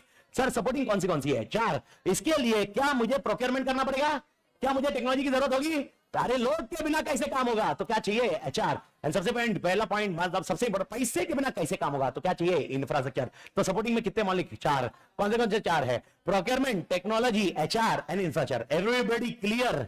अरे हाय आना। इसके बाद आता है अपना फेवरेट वाला भाई साहब माइकल पोर्टर के 5 फोर्सेस, तो किसी ने भूलने ही नहीं चाहिए। सर 5 फोर्सेस कौन से है? पहले ये बताइए 5 फोर्सेस कौन से है, मेरे को पहले वो बताइए। 5 फोर्सेस को लॉजिक नहीं लगाया अपने। 5 फोर्सेस कौन से? पहले 5 फोर्सेस बता। मैं 5 फोर्सेस कर रहा हूं, फिर इंडस्ट्री के बारे में बात करूंगा, इंडस्ट्री अट्रैक्टिव के नहीं। पहले 5 फोर्सेस क्लोज करते हैं। 5 फोर्सेस इज लास्ट वाला आंसर। 5 फोर्सेस कौन से? पहला point okay, new entry, buyer, supplier, rivalry and substitute. अगर आप देखोगे 5 फोर्सेस को इधर लिखा हुआ है। Everybody clear? ओके, क्या ये 5 फोर्सेस के अलग अलग आंसर अपने सिलेबस में है? यस। तो सबसे पहला न्यू एंट्री के बैरियर्स कौन से है? मेरे ख्याल से ये आंसर क्लियर होगा। 7 पॉइंट है। सबसे पहला पैसा। पैसा क्या है? Capital requirement. फिर ऐसा है इकोनॉमीज ऑफ स्केल, फिर कुछ अलग है प्रोडक्ट डिफरेंशिएशन, फिर स्विच करना मुश्किल है, switching cost, brand. Okay, brand वाला याद है मालिक। And last point access to distribution channels and last point है Modi ji. Okay, aggressive retaliation. आत्मा क्लियर है? ओके, क्या बायर्स का भी बार्गेनिंग पावर हो सकता है? कब हो सकता है? जब 3 चीजें होगी। सबसे पहले बायर को क्या है? फुल नॉलेज है। क्या वो पैसा बहुत तोड़ खर्च कर सकता है? यस, यानी बल्क बायर्स है। याद है वो बल्क बायर है। एंड लास्ट पॉइंट वो उसके लिए वो प्रोडक्ट क्रिटिकल नहीं है। तो 3 केसेस है जिसमें बायर का बार्गेनिंग पावर तोड़ होगा। कौन से 3 केसेस? उसको पूरा नॉलेज है, तोड़ पैसा खर्च करने को रेडी है, यानी बल्क बायर है वो, एंड उसके लिए वो प्रोडक्ट नॉन क्रिटिकल है। क्या सप्लायर भी बार्गेनिंग कर सकता है अपने साथ? कितने कारण है? 3। पहला उसके लिए उसको मालूम है बायर के लिए उसका प्रोडक्ट क्रूशियल है। सेकंड, उसके लिए क्या कॉस्ट ज्यादा है? High switching. किसके लिए? बायर के लिए। And most important more concentrate, यानी सब लोग मिल चुके हैं। आत्मा क्लियर है? ओके, ये होने के बाद राइवलरी। सर राइवलरी के लिए एग्जांपल आपको याद होगा, मैंने बताया था राइवलरी कैसी है। राइवलरी कैसी है ये पता करना है। और क्या राइवलरी की वजह से क्या प्रॉफिट कट थ्रोट होता है? तो वो कौन से है जिसकी वजह से प्रॉफिट कट थ्रोट होता है? तो अगर याद होगा तो विनोद सर का एग्जांपल दिया था मैंने। सबसे पहला विनोद सर क्या है? Industry leader. तो क्या उससे कोई फाइट कर पाएगा? नहीं। लेकिन अगर कॉम्पिटिटर ज्यादा रहे क्या फिर भी फाइट कर पाएंगे? Number of competitor. 2 बजे के बाद ये रूम खाली है, फिक्स कॉस्ट, रिकवरी होगी तो मैं तो बनाते रहूंगा। चौथा सिनारियो सबसे इंपॉर्टेंट पॉइंट, निकालना मुश्किल है, exit barrier. Most important. Okay, कुछ अलग से प्रोडक्ट दे रहा हूं, डिफरेंशिएट। तो डिफरेंशिएट में अगर आपको याद होगा मैं कम भी बेचूंगा तो भी प्रॉफिट है मेरे लिए। एंड लास्ट पॉइंट, अगर ग्रोथ स्लो हो गया है क्या प्रॉफिट अपन में मारामारी करेंगे क्या? यस। ओके, प्रॉफिट में मारामारी करेंगे ना?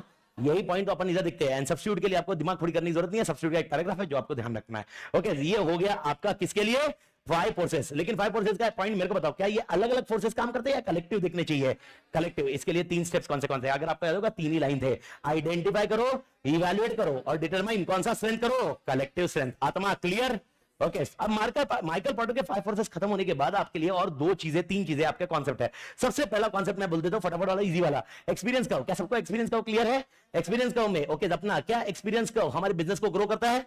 जैसे जैसे बिजनेस ग्रो होगा मेरा एक्सपीरियंस ग्रो होगा। क्या ये की बैरियर हो सकता है किसी को आने के लिए? यस। इसको कौन सा इफेक्ट बोलते हैं? Experience effect. जो कौन सी ऑर्गेनाइजेशन को मिलता है? छोटी ऑर्गेनाइजेशन या बड़ी ऑर्गेनाइजेशन? बड़ी ऑर्गेनाइजेशन। आत्मा क्लियर? और इसके साथ में और एक पॉइंट है, वैल्यू क्रिएशन। शायद आपको याद होगा वैल्यू क्रिएशन का कॉन्सेप्ट, जो मैं आपको प्रोडक्ट बेच रहा हूं उसकी जो प्राइस दे रहे हो, प्राइस के ऊपर जो आपको मिल रहा है, that is called value creation. याद आया? ओके, अगर वो मिल रहा होगा तो वैल्यू होगा, अदरवाइज वैल्यू नहीं होगा। ओके, और इसके साथ में सर क्या इंडस्ट्री अट्रैक्टिव होनी चाहिए कि नहीं होनी चाहिए? अट्रैक्टिव। तो अट्रैक्टिव इंडस्ट्री के कौन से फैक्टर्स है आपके पास? सबसे पहले क्या इंडस्ट्री वायबल होनी चाहिए? क्या इंडस्ट्री बोल रहा हूं, इंडस्ट्री आप घुसोगे ना कोई इंडस्ट्री में, ओके, एग्जांपल टीचिंग इंडस्ट्री में आना है, आपको टीचिंग इंडस्ट्री में आना है, तो मेरा पहला पॉइंट है टीचिंग इंडस्ट्री क्या वायबल है क्या? ओके, यानी आप जो कॉस्ट इनकर करोगे उसके बाद रिटर्न आने चाहिए। सेकंड पॉइंट, क्या ये प्रॉफिटेबल है? क्या इसमें ड्राइविंग फोर्सेस है? ड्राइविंग फोर्सेस क्या क्या है वो पता कर लीजिए। सबसे इंपॉर्टेंट पॉइंट, कॉम्पिटिटिव पोजीशन क्या किसकी क्या है वो पता करिए। रिस्क एंड अनसर्टेनिटी, अगर आपको याद होगा कोई भी बिजनेस में आओगे, क्या रिस्क है कि नहीं है? क्या बिजनेस बंद हो सकता है? वो पता करिए। रिस्क एंड अनसर्टेनिटी क्या हो सकती है, प्रॉब्लम्स क्या है आपके लिए जिसकी वजह से आप ओके हो सकता है आप ये इंडस्ट्री छोड़ के चले जाओ। ओके, एंड ये इंडस्ट्री से डिफेंड कैसे करोगे? डिफेंड करोगे मतलब कॉम्पिटिटिव पोजीशन को कैसे आप हासिल करोगे? ये है चैप्टर 2 का कौन सा वाला point? External analysis. Everybody clear? अरे हाय आना। ओके, एक्सटर्नल एनालिसिस के बाद कौन सा एनालिसिस बचता है अपने लिए? इंटरनल। अब इंटरनल एनालिसिस अगर आपको याद होगा तो यहाँ पर एनालिसिस बहुत छोटा है, लेकिन cost leader, differentiation and focus इसके ऊपर चर्चा ज्यादा है। तो बात करते हैं एक्सटर्नल एनालिसिस के बाद कौन सा एनालिसिस? इंटरनल। सबसे पहला क्या स्टेक होल्डर को समझना बहुत जरूरी है। यस, तो मेरे को बताओ स्टेक होल्डर को समझने के लिए आपके पास कितने मॉडल है? 4। सबसे पहला क्या है अगर आपको याद होगा? की प्लेयर सबसे पहला है की प्लेयर, दूसरा है कीप सेटिस्फाइड, तीसरा है कीप इन्फॉर्म, चौथा है लो प्रायोरिटी। लेकिन इसके अंदर अपन ने डिस्कशन किसको किया है? एक है पावर एंड इन्फ्लुएंस, एक है इंटरेस्ट। अगर पावर इन्फ्लुएंस ज्यादा है, इंटरेस्ट भी ज्यादा है, की प्लेयर। ओके, इंटरेस्ट भाई साहब कम है लेकिन इन्फ्लुएंस ज्यादा है, कीप सेटिस्फाइड। इंटरेस्ट ज्यादा है लेकिन इन्फ्लुएंस कम है, कीप इन्फॉर्म। और ये दोनों झंडू है, लो प्रायोरिटी। अगर आपको ये चारों कॉन्सेप्ट याद होंगे तो जिसमें मैंने बताया बोर्ड ऑफ डायरेक्टर्स होते हैं, जो भी ऑर्गेनाइजेशन के टीसीएफजी होते हैं, गवर्निंग बॉडी होती है, वो क्या करोगे? की प्लेयर। ओके, गवर्नमेंट जो होते हैं, गवर्नमेंट कीप सेटिस्फाइड, मेरे जो एम्प्लॉय है keep inform. And low priority वाले मीडिया वगैरह जो रहते हैं ना, unless until they does not shift to low priority to keep informed or keep satisfied, तब तक उनको भाई लो प्रायोरिटी वाले सेक्टर स्टेक होल्डर डिलीट करने का समझने का। आत्मा क्लियर है? तो अंडरस्टैंडिंग स्टेक होल्डर का कॉन्सेप्ट आपके पास आ जाता है। उसके बाद एक स्ट्रेटेजिक ड्राइवर्स आते हैं जिसके अंदर मार्केटिंग स्ट्रेटजी आपने पढ़ी होगी। ये सीक्वेंस बहुत आसान सा है, अगर आपको याद है। इसके अंदर बहुत सारी मार्केटिंग है, लेकिन मैंने कितने याद रखने बोली? 8। मेरा पहला मार्केटिंग कौन सा था? इफ रिमेंबर, सबसे पहले सोशल मार्केटिंग। सोशल के साथ कौन सा याद रखोगे? एनलाइटनमेंट। फिर 3 नाम मैंने आपको बोले, augmented marketing, relationship marketing, direct marketing. फिर 3 नाम और कौन से बोले? Product, okay, product sorry product नहीं, place marketing, person marketing and service marketing. Everybody clear? ये पॉइंट आप ध्यान रखिए, ये 8 पॉइंट याद रखिए। इसके अलावा 2 इंपॉर्टेंट पॉइंट कौन से याद रखने बोले हमेशा मैंने? Synchro marketing and D marketing. Synchro marketing में डिमांड कम करते हैं, डी मार्केटिंग में भी डिमांड कम करते हैं। खाली सिंक्रो मार्केटिंग कैसे समझेगा? सिंक्रो है, दूसरे टाइम पे अपन ऑफर लेके आते हैं, डी मार्केटिंग में दूसरे टाइम पे ऑफर नहीं लेके आते। Is that point clear? इसके बाद सर कितने चैनल्स है? 3 सेल्स चैनल्स है। कौन से? Sales channels. ये चैनल्स कितने हैं? 3। Sales channel, product channel, service channel. अच्छा, सेल्स चैनल में आपको वहां पर प्रोडक्ट मिलेगा। ओके, एक्चुअल प्रोडक्ट की डिलीवरी कौन सा चैनल? Product channel. और प्रोडक्ट घर पे आने के बाद इंस्टॉल करने के बाद क्या मिलेगा? ओके, मेरे ख्याल से आत्मा क्लियर है तीनों चैनल? अरे हाय आना। ओके, आपको याद है स्ट्रेटेजिक ग्रुप मैपिंग, जहां पर अपन ने कुछ ऐसा डायग्राम किया था, अगर आपको याद है ऐसा एक डायग्राम ABCD था, GE था, याद आएगा? इसको बोलते हैं strategic group mapping. Strategic group mapping में कितने स्टेप्स है? अगर आंसर याद है तो 5 है। आइडेंटिफाई कॉम्पिटिटिव कैरेक्टरिस्टिक्स, दूसरे बार 2 वेरिएबल मैप में बनाइए, तीसरे बार क्या बनाइए? फॉर्म्स को असाइन करिए और ड्रॉ सर्कल जो प्रोपोर्शनेट होगा। याद आएगा? ABCD, ABC, DEF, GHI, उसके बाद PQR और XYZ, ये 5 फॉर्म को आपको डायग्राम बनाना है। डायग्राम कंपलसरी है। स्ट्रेटेजिक ग्रुप मैपिंग, मेरे को बताइए स्ट्रेटेजिक ग्रुप मैपिंग और कॉम्पिटिटिव लैंडस्केप में क्या डिफरेंस था? कॉम्पिटिटिव लैंडस्केप में सारे कॉम्पिटिटर के बारे में बताया जाता था। स्ट्रेटेजिक ग्रुप मैपिंग मेरे को मेरा कॉम्पिटिटर कितना स्ट्रांग है या कितना वीक है वो बताता है। तो यहां पर आंसर याद रखना, ये स्ट्रांग और वीक कॉम्पिटिटर बताता है। क्या बताता है बेटा? स्ट्रांग और वीक। आत्मा क्लियर है? स्ट्रांग और वीक कॉम्पिटिटर को बताने के लिए मेरे को क्या करना होगा? Strategic group mapping. मुझे कॉम्पिटिटर के बारे में बताने के लिए क्या करना होगा? स्टैट नहीं, कॉम्पिटिटिव लैंडस्केप। वापस आता हूं, कॉम्प्यूटर के बारे में समझना है, कॉम्पिटिटिव लैंडस्केप। मेरा कॉम्प्यूटर स्ट्रांग है या वीक है? Strategic group mapping. Is that point clear everybody? Okay, customer, दो चीजें आपको याद होगी तो कस्टमर के अंदर प्राइसिंग कौन देता है? कस्टमर। लेकिन वैल्यू कौन क्रिएट करता है? कंज्यूमर। इसके बारे में टॉय का एग्जांपल अगर आपको याद होगा, ये पांचेट आंसर था, मैंने रीड भी नहीं किया था इसको, मैंने बोला था रीड करना है कर लो, पांचेट आंसर है, याद है कि नहीं एग्जांपल? ओके, घर का मैंने मम्मी का एग्जांपल बताया था, मम्मी जो खरीद रही है वो क्या है? कस्टमर। अपन जो कंज्यूम कर रहे हैं कंज्यूमर। ये पॉइंट आपके लिए आ जाता है। ओके, सबसे इंपॉर्टेंट पॉइंट जो आपके लिए तो एलडीआर होने चाहिए, तीन चीजें हैं अगर आपको याद है तो, कोर कॉम्पिटेंसी है, कॉम्पिटिटिव एडवांटेज है, कोर कॉम्पिटेंसी है, कॉम्पिटिटिव एडवांटेज है, एंड और एक चीज है स्वॉट। सबसे पहले बात करते हैं कोर कॉम्पिटेंसी की। Sir core competency, CK Prahalad ने आपने को 3 एरिया बताया, कौन से 3 एरिया कोर कॉम्पिटेंसी? याद रहेगा कि नहीं? है बहुत आसान सा आंसर था, बहुत बार रिपीट किया है। सबसे पहला मेरा और उसके बीच में क्या है? डिफरेंशिएशन। सेकंड, तुझे मालूम है ग्लास का मास्क नहीं है वो वैल्यू क्रिएशन, एंड मैं किसी दूसरे मार्केट में भी जाके आ सकता हूं, एप्लीकेशन इन अदर मार्केट। याद आया कि नहीं? ये होने के बाद आपके लिए नेक्स्ट पॉइंट है, what are the criteria of core competency? 4। Okay, criteria, core competency के क्राइटेरिया चाहिए मुझे 4। कोर कॉम्पिटेंसी कैसी होनी चाहिए? वैल्यूएबल। कैसी होनी चाहिए? Costly to imitate, non substitutable and rare. लेकिन ये सब होने से, ये सब करने से मुझे क्या मिलेगा? Competitive advantage. मेरे को बताओ कॉम्पिटिटिव एडवांटेज क्या है? इंडस्ट्री एवरेज से ज्यादा। क्या कॉम्पिटिटिव एडवांटेज छोटा होना चाहिए? लॉन्ग टर्म होना चाहिए। लॉन्ग टर्म को क्या बोलते हैं? सस्टेनेबल। सस्टेनेबल होने के लिए मेरे को क्या चाहिए? मेरे रिसोर्स चाहिए, मेरे को कैपेबिलिटी चाहिए। रिसोर्स चाहिए, कैपेबिलिटी चाहिए। वो कैसे होने चाहिए? उसके कैरेक्टर कैसे होने चाहिए? 4। वो रिसोर्स कैरेक्टर कैसे होने चाहिए? Durable, transferable. भले ही लिख रहा हूं ट्रांसफरेबल, क्या ट्रांसफरेबल होना चाहिए? नहीं। ओके, इसके बाद लिख रहा हूं इमिटेबिलिटी, क्या इमिटेबल होना चाहिए? नहीं। एंड लास्ट पॉइंट एप्रोप्रिएबिलिटी, क्या पैसा जो कमा रहे हैं उसकी वजह से क्या उसको लगाना चाहिए? यस, एप्रोप्रिएबिलिटी। 4 पॉइंट क्लियर है मालिक? ओके, आप याद रखना, एक क्वेश्चन मैंने क्लास में करवाया था, आप करंट आरटीपी में जाके देखिए, करंट आरटीपी में आपको वही क्वेश्चन मिलेगा मालिक, जो क्लास का क्वेश्चन आपने किया था वही करंट आरटीपी में क्वेश्चन है। तो याद रखना, ओके, जिसके अंदर आपको कॉम्पिटिटिव एडवांटेज कैसे हो सकता है बेस्ड ऑन कोर कॉम्पिटेंसी, वही आपको मिल जाएगा आरटीपी में। उसके बाद आता है स्वॉट। स्वॉट के ऊपर मैं डिस्कशन नहीं कर रहा हूं, स्वॉट इजी आंसर है। Everybody clear? Strength, weakness, opportunity, threats. इसके बाद आता है सबसे फेवरेट पॉइंट है भाई अपना topic, and that is called Michael porter. Okay, यहां पर आंसर रटने से ज्यादा मैं वापस बोल रहा हूं, कॉन्सेप्टली आप क्लियर रहना जो मैंने क्लास में समझाया हुआ था। सबसे पहला पॉइंट, ओके, मेरे को क्या बनना है? Cost leader. मेरे को बताओ कॉस्ट लीडर कैसे बनूंगा? सबसे सस्ता या किसी और से सस्ता? सबसे सस्ता। क्या मेरे पास मार्केट शेयर ज्यादा होगा?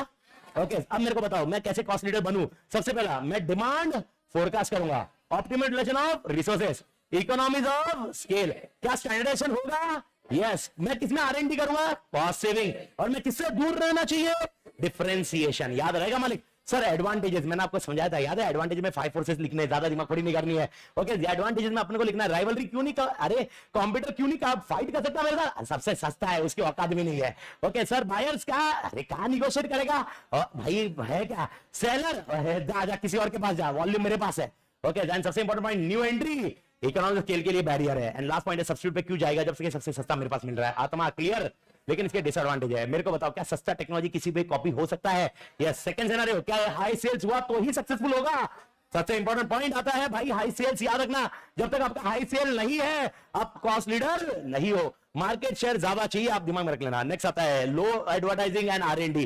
ओके, क्योंकि एडवर्टाइजिंग नहीं है, out of the side, out of the market, काम खत्म, मतलब मार्केट से निकल गए, खत्म हो गई कहानी। एंड लास्ट पॉइंट है टेक्नोलॉजी अपडेट हो गया तो तुम क्या करोगे? वो प्रोडक्ट की रिक्वायरमेंट ही चली जाएगी। भारत माता की जय। जेपा के मालिक। ओके, कॉस्ट लीडर का कॉन्सेप्ट अगर आपको याद होगा, कॉस्ट लीडर के लिए एक चीज याद रखना हमेशा, कॉस्ट लीडर के लिए स्ट्रेटजीज कौन सी होती है? Horizontal and vertical. याद है कि नहीं?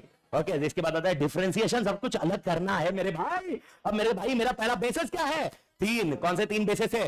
Product differentiation, pricing differentiation, organisation differentiation. मेरे को बताओ मेरे प्रोडक्ट के फीचर्स बहुत भारी है, मेरे प्रोडक्ट के फीचर्स बहुत भारी है। Product differentiation. ओके, प्रोडक्ट के फीचर भारी है, लेकिन अभी बिकॉज नया प्रोडक्ट आया इसलिए पुराना वाला प्रोडक्ट का मैंने प्राइस कम कर दिया और वो अवेलेबल हो रहा है। Pricing differentiation. याद है कि नहीं? प्राइसिंग सबके साथ कंफ्यूजन था। एंड लास्ट पॉइंट है ऑर्गेनाइजेशन डिफरेंशिएशन। अगर आपको मैंने बताया कि मेरे भाई ने BMW क्यों ली, क्योंकि उसका सर्विस सेंटर लोकली अवेलेबल था, and that is called which differentiation? Organisation. भले प्रोडक्ट प्राइस का कोई लेना देना नहीं था। ओके, आत्मा clear?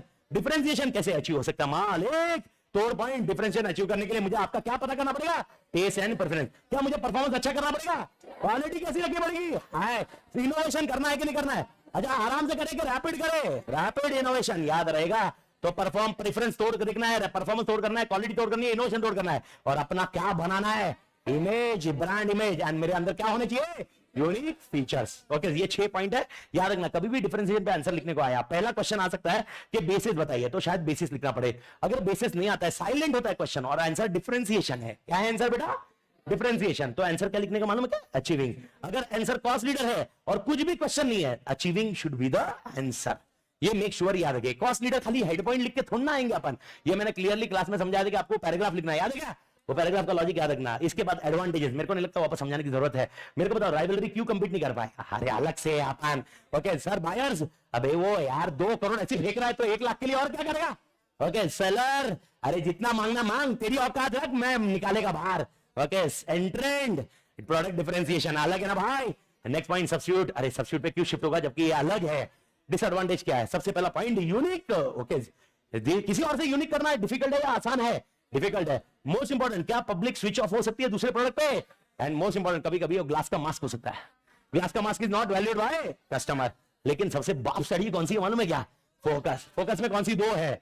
Focus cost leader and focus differentiation. देखो ये मैराथन में बहुत अच्छे से हो जाएगा, लेकिन अभी रिवीजन में मैं खाली ब्रीफ बता रहा हूं। फोकस कॉस्ट लीडर मतलब मैं सबसे सस्ता नहीं कर रहा हूं, लेकिन किसी और से सस्ता जिससे टारगेट मार्केट किया है। अगर मैं किसी और से सस्ता कर रहा हूं तो इसको बोलते हैं फोकस कॉस्ट लीडर। लेकिन फोकस डिफरेंशिएशन ऐसा नहीं है। फोकस डिफरेंशिएशन मतलब मैं तो एक यूनिक करता हूं और मैं कोई खाली स्पेसिफिक चैनल्स पे बेचता हूं, तब जाके मैं बोलता हूं फोकस डिफरेंशिएशन। तो फोकस डिफरेंशिएशन के बेसिस, फोकस के बेसिस कितने हैं? 2। अच्छा, उसके पहले भूल गया, डिफरेंशिएशन के लिए आंसर क्या होगा? Product development. याद रहेगा मालिक? और फोकस डिफरेंशिएशन के लिए फोकस कॉस्ट लीडर कौन सा होगा? अगर याद है, मार्केट पेनिट्रेशन। और फोकस डिफरेंशिएशन में ओके मार्केट डेवलपमेंट। ये मार्केट डेवलपमेंट है मालिक के, मार्केट डेवलपमेंट, नया मार्केट। अच्छा, मैं खाली ऑनलाइन बेच रहा हूं, मैं खाली ऑनलाइन बेच रहा हूं, फोकस डिफरेंशिएशन। मैं खाली ऑनलाइन बेच रहा हूं, फोकस डिफरेंशिएशन। ये कॉन्सेप्ट ध्यान रखना। ओके, आपको याद है मालूम है, मैंने फ्लाइट का एग्जांपल दिया था, और फ्लाइट अपने सिर्फ किसके लिए दी? कस्टमाइजेशन। मैंने आपको कस्टमाइजेशन के कुछ बताए थे पॉइंट, ये कौन से आंसर थे? Focus differentiation. Everybody clear? Sir focus differentiation कैसे अचीव होता है? नीश को ध्यान रखो, स्किल मत बनाओ, एफिशिएंसी तोड़ रखो और इनोवेटिव तरीका बनाओ। आत्मा क्लियर है? ये होने के बाद इसके एडवांटेजेस कितने हैं सर? 2। क्या प्रीमियम प्राइस चार्ज कर सकते हैं? यस। और राइवल को डिफिकल्ट क्यों है? क्योंकि राइवलरी है ना, या तो कॉस्ट लीडर या डिफरेंशिएशन पे मरवाता है, फोकस पे ध्यान नहीं देता। ओके जी, ये ध्यान रखना। लेकिन यहां पर प्रॉब्लम है कि हमारे पास कोर कॉम्पिटेंसी नहीं है, क्योंकि हमारे पास ज्यादा कॉन्सेप्ट, ज्यादा बड़ा मार्केट है या छोटा मार्केट है? छोटा मार्केट। डिमांड कितना है? लिमिटेड। और नीश कभी डिसअपीयर होगा मालूम नहीं पड़ेगा, क्योंकि वो दोनों बड़े वाले कॉन्सेप्ट में चले जाएंगे। आत्मा क्लियर है? लेकिन इन सबसे भारी कौन है? Best cost provider. लो price same quality, same price high quality. मैंने आपको बताया था ये कॉन्सेप्ट, और फोकस कॉस्ट लीडर और प्राइसिंग डिफरेंशिएशन, तीनों का डिफरेंस आप वापस ध्यान रख लेना, वो मैंने लिखवाए हुए, बहुत अच्छे से ध्यान रखना। आत्मा क्लियर? ओके, ये है। अगर मैंने आपको बोला माइकल पोर्टर की जेनरिक स्ट्रेटजीज बताइए, कितनी लिखोगे? 3। 4 नहीं लिखोगे, 3 लिखोगे। कौन सी? कॉस्ट लीडर, डिफरेंशिएशन, फोकस, और उसके ब्रीफ पैराग्राफ लिखने पड़ेंगे आपको ये पॉइंट्स लिखने की जरूरत नहीं है। अगर मैंने आपको बोला जेनरिक स्ट्रेटजीज बताइए, तो भी आपका आंसर यही रहेगा। Is that point clear? अरे हाय आना। ओके, बढ़िया मालिक, तोड़ मालिक, क्लियर है करे? ओके, तो अब बढ़ते हैं अपने अगले पड़ाव की तरफ। कौन सा चैप्टर मालिक? ओके, मेरे ख्याल से चैप्टर 4 की कहानी तो याद आ जानी चाहिए भाई साहब। सबसे पहले चैप्टर 4 में मैंने पूछा कितनी स्टडीज है? कॉर्पोरेट लेवल स्टडीज कितनी है? 4। कौन सी? स्टेबिलिटी, एक्सपांशन, रिट्रेंचमेंट एंड कौन सा वाला है? कॉम्बिनेशन। और मैंने बोला कॉम्बिनेशन पे आपको डिटेल आंसर नहीं है, तो अपने को 3 ही आंसर पे काम करना है। कौन सी? Stability, expansion, retrenchment. और ज्यादा कंफ्यूजन किसमें? खाली एक्सपांशन। एक्सपांशन को बहुत अच्छे से ध्यान रखना है। Is that point clear? लेकिन मैं आपको ये करने के पहले मैं आपको बता दूं इसके और क्या क्या नाम है। सबसे पहला नाम है स्ट्रेटेजिक चॉइसेस। पहला नाम क्या है बेटा? Strategic choices. दूसरा नाम क्या है? Corporate level strategy. तीसरा नाम क्या है? Grand strategy. चौथा नाम क्या है? Directional strategies. याद रहेगा? और एक मैंने आपको बोला था ग्लूक एंड लॉरेंस की स्ट्रेटेजीज। आपको ये 5 नाम ध्यान रखने चाहिए स्ट्रेटेजीज के लिए। भारत माता की जय। सबसे पहले बात करते हैं स्टेबिलिटी। मेरे को बताओ स्टेबिलिटी में एकदम तो इजी आंसर है मालिक। मार्केट सेम या अलग मार्केट? सेम। प्रोडक्ट सेम या सेम अलग प्रोडक्ट? सेम। ओके, तो हम लोग कमाते कैसे हैं? Functional efficiency. याद है कि नहीं मालिक? ओके, सबसे इंपॉर्टेंट पॉइंट, यहां पर क्या रीडेफिनेशन होगा क्या बिजनेस का? नहीं। तो मेरे को बताओ अगर ये मेथड सेफ है या रिस्की है? सेफ, यानी रिस्क भी कम है मालिक। ओके, तो मेरे को बताओ इधर इन्वेस्टमेंट ज्यादा लगेगा या कम लगेगा? कम लगेगा। No fresh investment. याद है क्या मालिक? और यहां पर सबसे ज्यादा कॉन्सेंट्रेट रिसोर्स पे कर रहे हैं जो एग्जिस्टिंग मार्केट पे ही फोकस कर रहा है। एंड लास्ट कॉन्सेप्ट ग्रोथ कैसा है? मॉडेस्ट। मेमोथ ग्रोथ किधर आता है? एक्सपांशन। ओके, ये होने के बाद sir why I should go ahead with stability. पहला पॉइंट, मैच्योरिटी पे आ चुका हूं, स्टाफ को कंफर्टेबल। अच्छा, मेरे को बताओ सीईओ को क्या फील होगा? एक्सपांशन अच्छा लगेगा या स्टेबिलिटी? एक्सपांशन। सीईओ को एक्सपांशन, लेकिन स्टाफ को स्टेबिलिटी। अरे रेजिस्ट टू चेंज ना कल्चर। तो अगर मैंने बोला स्टाफ को कंफर्टेबल करवाना है, स्टेबिलिटी पे जाइए, और सीईओ को भारी बनवाना है, एक्सपांशन करिए। याद रहेगा मालिक? ओके जिसके बाद आता है स्टेबल एनवायरमेंट रहना चाहिए तो काम होगा। इसके साथ सबसे इंपॉर्टेंट पॉइंट मेरे लिए एक्सपेंशन क्या है बेटा, थ्रेड। और लास्ट पॉइंट ऐसा था, मैंने अभी बहुत बड़ा एक्सपेंशन किया है, थोड़ा सेटल तो हो जाते, थोड़ी तो आराम कर लेते, थोड़ी तो सांस लेते थे मालिक, that is called last point expansion. बात आत्मा क्लियर है? तो स्टेबिलिटी के दोनों तीनों क्वेश्चन क्लियर, दोनों क्वेश्चन क्लियर है मालिक। ये होने के बाद आती है अपनी कहानी किसके ऊपर, एक्सपांशन। एक्सपांशन की कहानी में जाते हैं। सबसे पहला क्वेश्चन है कैरेक्टरिस्टिक्स। ये 5 आंसर था, अगर मैं पहले 3 पॉइंट, इसमें मैंने आंसर थोड़ा उल्टा करवाया था, याद दिलाता हूं। सबसे पहला पॉइंट मेरे को बताओ, जब मैं एक्सपांशन की बात करूंगा क्या यहां पर बिजनेस रीडेफिनेशन होता है? यस। ओके, क्या यहां पर फ्रेश इन्वेस्टमेंट लगता है? यस। और ग्रोथ कौन सा है? मैमोथ। तो 3 चीजें याद रख, रीडेफिनेशन लगता है, फ्रेश इन्वेस्टमेंट लगता है, मैमोथ ग्रोथ है। ये 3 पॉइंट तो क्लियर होने चाहिए। नेक्स्ट 2 पॉइंट मेरे को बता, क्या यहां पर अपने पास बहुत सारे ऑप्शंस अवेलेबल है? Permutation, combination, highly versatile. And सबसे इंपॉर्टेंट पॉइंट, क्या यहां पर इंटेंसिफिकेशन, डाइवर्सिफिकेशन ऑप्शन अवेलेबल है? ये हो गया। एंड लास्ट क्वेश्चन है, ये अपोजिट टू स्टेबिलिटी है। ये 6 पॉइंट याद रख ले, 6 पॉइंट रखने वाले पॉइंट है, बात खत्म है। बहुत आसान सा आंसर है। अगला पॉइंट सर, क्यों जाना चाहिए एनवायरमेंट? एनवायरमेंट डिमांड कर रहा है एक्सपांड कर। भाई साहब एनवायरमेंट स्टेबल है या कॉम्प्लेक्स है? कॉम्प्लेक्स, एक्सपांशन कर। दूसरा सिनेरियो, स्ट्रेटजीज को क्या कंफर्टेबल फील करता है? एक्सपांशन। अरे यार सीईओ का प्राइड है ना। ओके मेरे को बताओ, ग्रेटर कंट्रोल ऑफ मार्केट लेना है कि नहीं लेना है? Greater of control of market लेना है। विनोद सर बोलता है भाई मैं क्या करूंगा? एक्सपांशन। ओके सबसे इंपॉर्टेंट पॉइंट है, मैं क्या यूज करूंगा? Experience curve. एंड सबसे इंपॉर्टेंट पॉइंट है, मल्टीपल फॉर्म्स मतलब क्या है? Intensification, diversification, strategic alliance, merger and acquisition. Bharat माता की जय, झेपा क्या मालिक। इसके बाद सबसे ज्यादा है टाइप्स ऑफ एक्सपेंशन, जिसके अंदर अपन ने 2 फॉर्म देखे बेटा। पहला फॉर्म था इंटरनल, दूसरा था एक्सटर्नल। आत्मा क्लियर है? इंटरनल फॉर्म की बात करें तो भाई 2 और थे, intensification and diverse. Sir intensification की बात करें तो 3 थे, market penetration, market development and product development. आत्मा क्लियर? जब मैं ये तीनों की बात कर रहा था, मेरे को बताओ, अगर मैं एग्जिस्टिंग प्रोडक्ट एग्जिस्टिंग मार्केट में बहुत बार बेचता हूं, मार्केट पेनिट्रेशन, नया प्रोडक्ट बनाता हूं और मार्केट वही मार्केट में जाता हूं, वही मार्केट में नया प्रोडक्ट, प्रोडक्ट डेवलपमेंट, और वही प्रोडक्ट नए मार्केट में जाता हूं, मार्केट। इसके मैंने बहुत सारे एग्जांपल डिस्कशन किए थे, रूह अफ़ज़ा का बेस्ट एग्जांपल था जो समझने लायक था। ये तीनों के परम्यूटेशन कॉम्बिनेशन अपने को ध्यान रखना जरूरी है। लेकिन इसके बाद अगर मैं बोलूं नया प्रोडक्ट नया मार्केट, डाइवर्सिफिकेशन, जिसको एंसॉफ मैट्रिक्स में भी मैंने आपको समझाया था। सर डाइवर्सिफिकेशन में अपने पास कितने डाइवर्सिफिकेशन है? 3 कॉन्सेंट्रेट, कॉन्ग्लोमरेट एंड इनोवेशन। याद रहेगा मालिक? इनोवेशन भी है डाइवर्सिफिकेशन का हिस्सा है मालिक। ओके सबसे पहले बात करते हैं कॉन्सेंट्रेट। कॉन्सेंट्रेट में 2 है मालिक, वर्टिकली एंड हॉरिजॉन्टली। मेरे को बताओ वर्टिकली आपके 2 और कौन से? फॉरवर्ड एंड, अगर मेरे चेन में पीछे जा रहा है तो बैकवर्ड, मेरे सप्लायर के चेन में जा रहा हूं तो बैकवर्ड, मैं आगे जा रहा हूं तो फॉरवर्ड, मेरे डिस्ट्रीब्यूटर के इसमें जा रहा हूं तो फॉरवर्ड। याद रहेगा मालिक? लेकिन ये मेन हेडिंग किसकी है? कॉन्सेंट्रिक।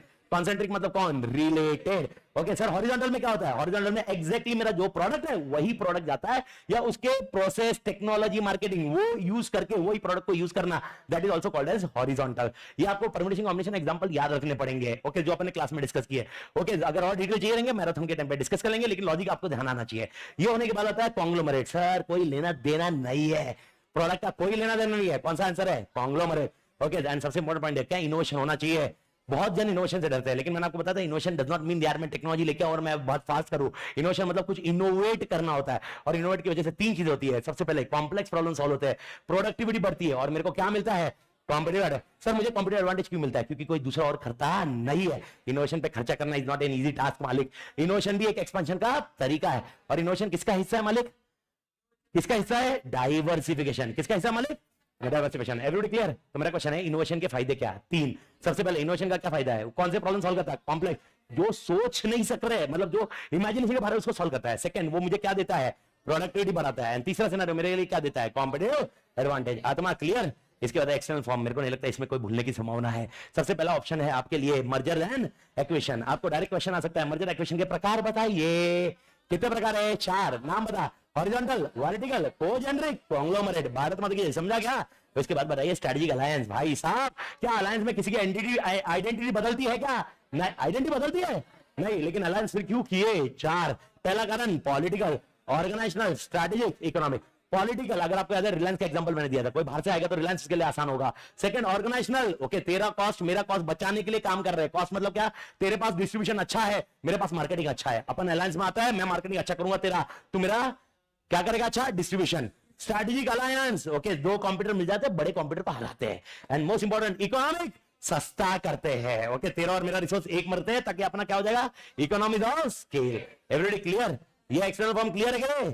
लेकिन कहीं ना कहीं कभी ना कभी ठुक जाइए मालिक, तो अपने लिए क्या स्ट्रेटजी आती है? रिट्रेंचमेंट। और रिट्रेंचमेंट में अपने पास 3 नाम क्या है? Turn around, divestment, liquidation. क्या लिक्विडेशन का अपने पास सिलेबस है? नहीं, लेकिन दो तो है ना मालिक, turn around and divestment. Turn around के अंदर अपने पास सबसे इंपॉर्टेंट पॉइंट है, पहला क्वेश्चन क्या स्टेप्स है, how many steps are there for turnaround. अगर आपको याद होगा टर्न अराउंड का कैसे एग्जांपल है, मैं आपको बता दूं, देखो डायग्राम देखो, ऐसा कुछ डायग्राम बनेगा और मैं ऐसा ग्रो कर रहा हूं, ऐसा आ रहा हूं। जब मैं ऐसा आ रहा हूं, एक सेकंड, ये डायग्राम को ऐसे बनाता हूं, ऐसा बनाया, ओके, मैं ऐसा ग्रो कर रहा हूं, ऐसा आ रहा हूं, ऐसे नीचे जाऊंगा तब टर्न अराउंड करूंगा ना, ओके, तब इधर मैं टर्न अराउंड स्ट्रेटजी करूंगा ना, ये स्टेबल लाएगा, फिर बाद में ऊपर अभी झंडो, फिर ये ऊपर उठाएगा। समझा क्या मालिक? ये बोलता है इमीडिएटली ये स्टॉप लॉस। ये स्टॉप लॉस मतलब मालूम है ना, और गिरने मत दो, ब्लीडिंग कम करो। याद आया कॉन्सेप्ट? और फिर बाद में मेरे को आगे बढ़ाएगा वो, या तो आगे बढ़ेगा नहीं तो लगेगा, आगे लगा, डाइवेस्टमेंट बढ़ा, जिंदगी जी ले, और इसके बाद भी कुछ नहीं हुआ, क्या करने का? लिक्विडेट। याद आया मालिक? मैंने आपको बताया था डाइवेस्टमेंट और लिक्विड में क्या फर्क होता है। डाइवेस्टमेंट मतलब इधर से निकालो किसी और में डालो, लेकिन लिक्विडेट करना मतलब कंप्लीटली बंद कर दो। आत्मा क्लियर है? तो सबसे पहले how many steps are there in turnaround strategy? 5। सबसे पहले क्या करने का? करंट प्रॉब्लम पता करने का। दूसरा क्या बनाने का? स्ट्रैटेजिक प्लान बनाने का। ओके, अगर दोनों में डिफरेंस आपको याद होगा, इधर एनालिसिस किया और इसके बाद प्लान बनाया, लेकिन सबसे इंपॉर्टेंट पॉइंट है अपने यहां पर देखा प्लान बनाने के बाद क्या सक्सेसफुल होंगे के नहीं।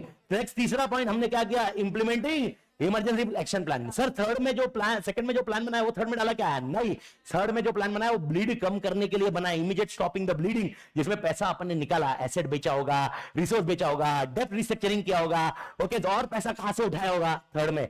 चौथा पॉइंट अपन ने क्या किया? बिजनेस को रिस्ट्रक्चर किया, प्रोडक्ट, पुराने प्रोडक्ट निकाले, नए प्रोडक्ट डाले, ओके, अपने कोर प्रोडक्ट पे ध्यान दिया, अपन ने मेहनत की कोर प्रोडक्ट पे, ये था आपका रिस्ट्रक्चरिंग। एंड लास्ट पॉइंट अपन क्या करेंगे? Return to normal. आत्मा क्लियर है? ओके सर, मोस्ट इंपॉर्टेंट, अगर आपको याद होगा ये एलिमेंट डिस्कस किया था अपन ने, जब अपन बोलते हैं ना स्टॉप ब्लीडिंग, तब क्या क्या करते हैं? तो सर किसको किसको बदलते हैं? क्या टॉप मैनेजमेंट को बदलते हैं हम लोग? यस, क्रेडिबिलिटी बढ़ाने की कोशिश करते हैं। जो प्रेशर है बाहर के जो हमें फोर्स कर रहे हैं उसको क्या कर रहे हैं? न्यूट्रलाइज। ओके, क्विक पे ऑफ, फटाफट जितना जितना आ रहा है, जिधर जिधर आ रहा है, जो कर लेंगे। Most important cost reduction. Sir cost reduction के लिए क्या एम्प्लॉय को निकाल सकते हैं मालिक? यस। मोस्ट इंपॉर्टेंट आपके लिए आता है revenue generation. Sir revenue generation मतलब एसेट देने का, बेचने का, जो भी जिधर से भी एसेट आने की संभावना है, पैसा आने की संभावना है, वो काम करो। भारत माता की जय। एवरीबॉडी क्लियर मालिक? लेकिन डाइवेस्टमेंट की बात करें तो डाइवेस्टमेंट क्या सिनेरियो है? सबसे डूबने वाला कौन सा सिनेरियो है? टर्न अराउंड या डाइवेस्टमेंट? सबसे बड़ा प्रॉब्लम कौन सा है? डाइवेस्टमेंट या टर्न अराउंड? डाइवेस्टमेंट। लेकिन डाइवेस्टमेंट करना पड़ सकता है ना। ओके, अब मेरे को बताओ, अगर मैंने रिट्रेंचमेंट आंसर लिखा तो आपका आंसर क्या होगा? अगर मैंने रिट्रेंचमेंट आंसर लिखा तो आपका आंसर क्या होगा? रिट्रेंचमेंट बोला मतलब मैं पहले टर्न अराउंड करूंगा, फिर डाइवेस्टमेंट, फिर लिक्विडेट। लेकिन अगर मैंने बोला आपको कि भाई यार यहां पर खाली मेरे को ऊपर जाना है, वापस डूबना नहीं है, आपका आंसर होगा टर्न अराउंड। मैं बोल रहा हूं मेरे को बंद करना है, बंद करके दूसरे में डालना है, डाइवेस्टमेंट, तब आप रिट्रेंचमेंट मत लिखना, बस ये याद रखना। Everybody clear? ये आपने लिख दिया तो आप गड़बड़ करोगे। ओके, ये ध्यान रहेगा मालिक? इसके बाद ये दोनों पॉइंट है, ये पांच जगह आंसर है। एक्शन प्लान, एक्शन प्लान नहीं है एक्चुअली, ये इधर काट देना, ये एक्शन प्लान नहीं है। ओके, ये एक्चुअली कैरेक्टरिस्टिक्स है। कैरेक्टरिस्टिक मतलब why divestment. Okay, why divestment है, पहला पॉइंट है व्हाई डाइवेस्टमेंट, वो काट देना, वो उसमें एक्शन प्लान नहीं है, वो डाइवेस्टमेंट क्यों करना चाहिए। तो सर क्या हुआ? बिजनेस क्या हुआ? मिसमैच। कैश फ्लो कैसे हो गए? नेगेटिव। ओके, कंपटीशन कैसा हो गया? सीवियर। टेक्नोलॉजी का अपग्रेडेशन ऐसा आ गया कि मैं कुछ नहीं कर सकता, और मेरे पास क्या ऑप्शन अवेलेबल है? Better alternative. मेरे ख्याल से पांचों पॉइंट क्लियर है मालिक? एंड लास्ट पॉइंट, कैरेक्टरिस्टिक क्या है? ओके, मेरे को बताओ, क्या डाइवेस्टमेंट में अपन पूरा बिजनेस बेचते हैं या sum of the business? Sum of the business. And most important, मैंने आपको कभी बताया कि डाइवेस्टमेंट के साथ स्टिग्मा मत लगाना। याद है क्या स्टिग्मा?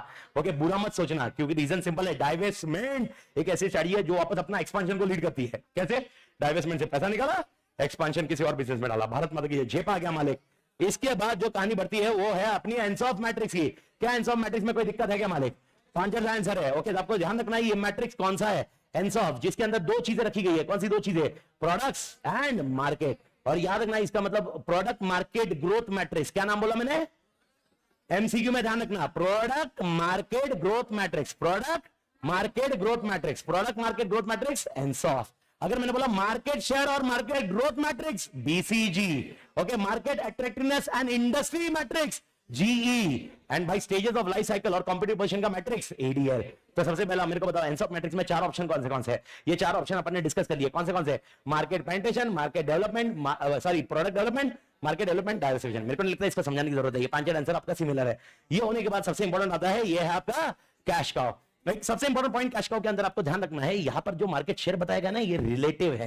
रिलेटिव, और यहां पर देखो मार्केट ग्रोथ दिया है, यानी यहां पर कहीं पर भी रिलेटिव नहीं लिखा है। तो मार्केट ग्रोथ इधर का इंटरप्रिटेशन कैसा होगा? अगर मैं बोल रहा हूं प्लस हो रहा है तो मार्केट ग्रोथ अच्छा है, अगर नेगेटिव हो रहा है मार्केट ग्रोथ कम हो रहा है। और जब ये रिलेटिव बोल रहा हूं, इधर रिलेटिव है, इधर रिलेटिव किसी प्लस माइनस से नहीं होगा।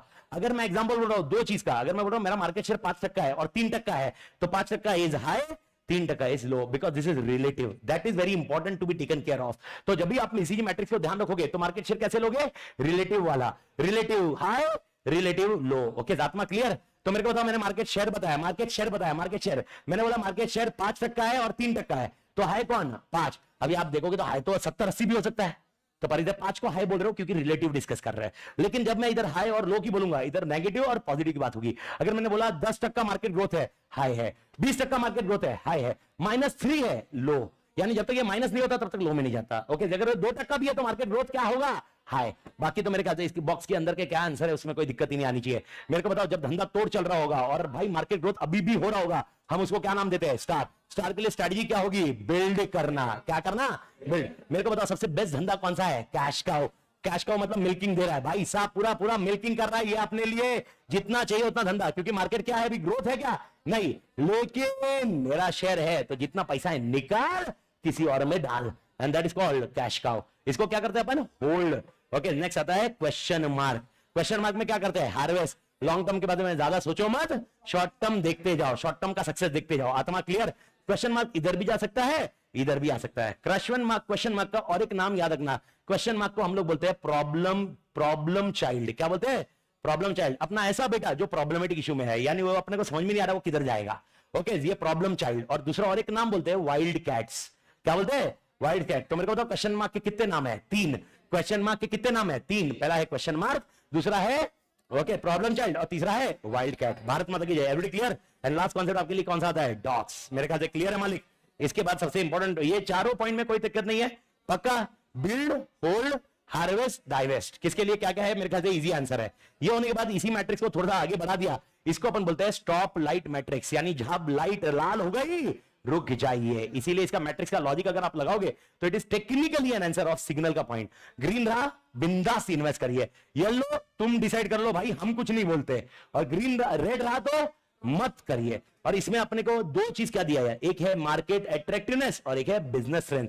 अभी एग्जांपल है, ओके मेरे को बताओ क्या मार्केट शेयर मेरा बिजनेस स्ट्रेंथ है, यस, लेकिन खाली मार्केट शेयर नहीं है ना, मेरा गुडविल भी तो है ना। ओके, भले मार्केट शेयर बहुत बड़ा होगा लेकिन गुडविल की डूबी हुई है, तो लॉन्ग टर्म में तो मेरा फेल ही है ना। तो मार्केट शेयर खाली मत देखो, गुडविल देखो, मार्केट शेयर देखो।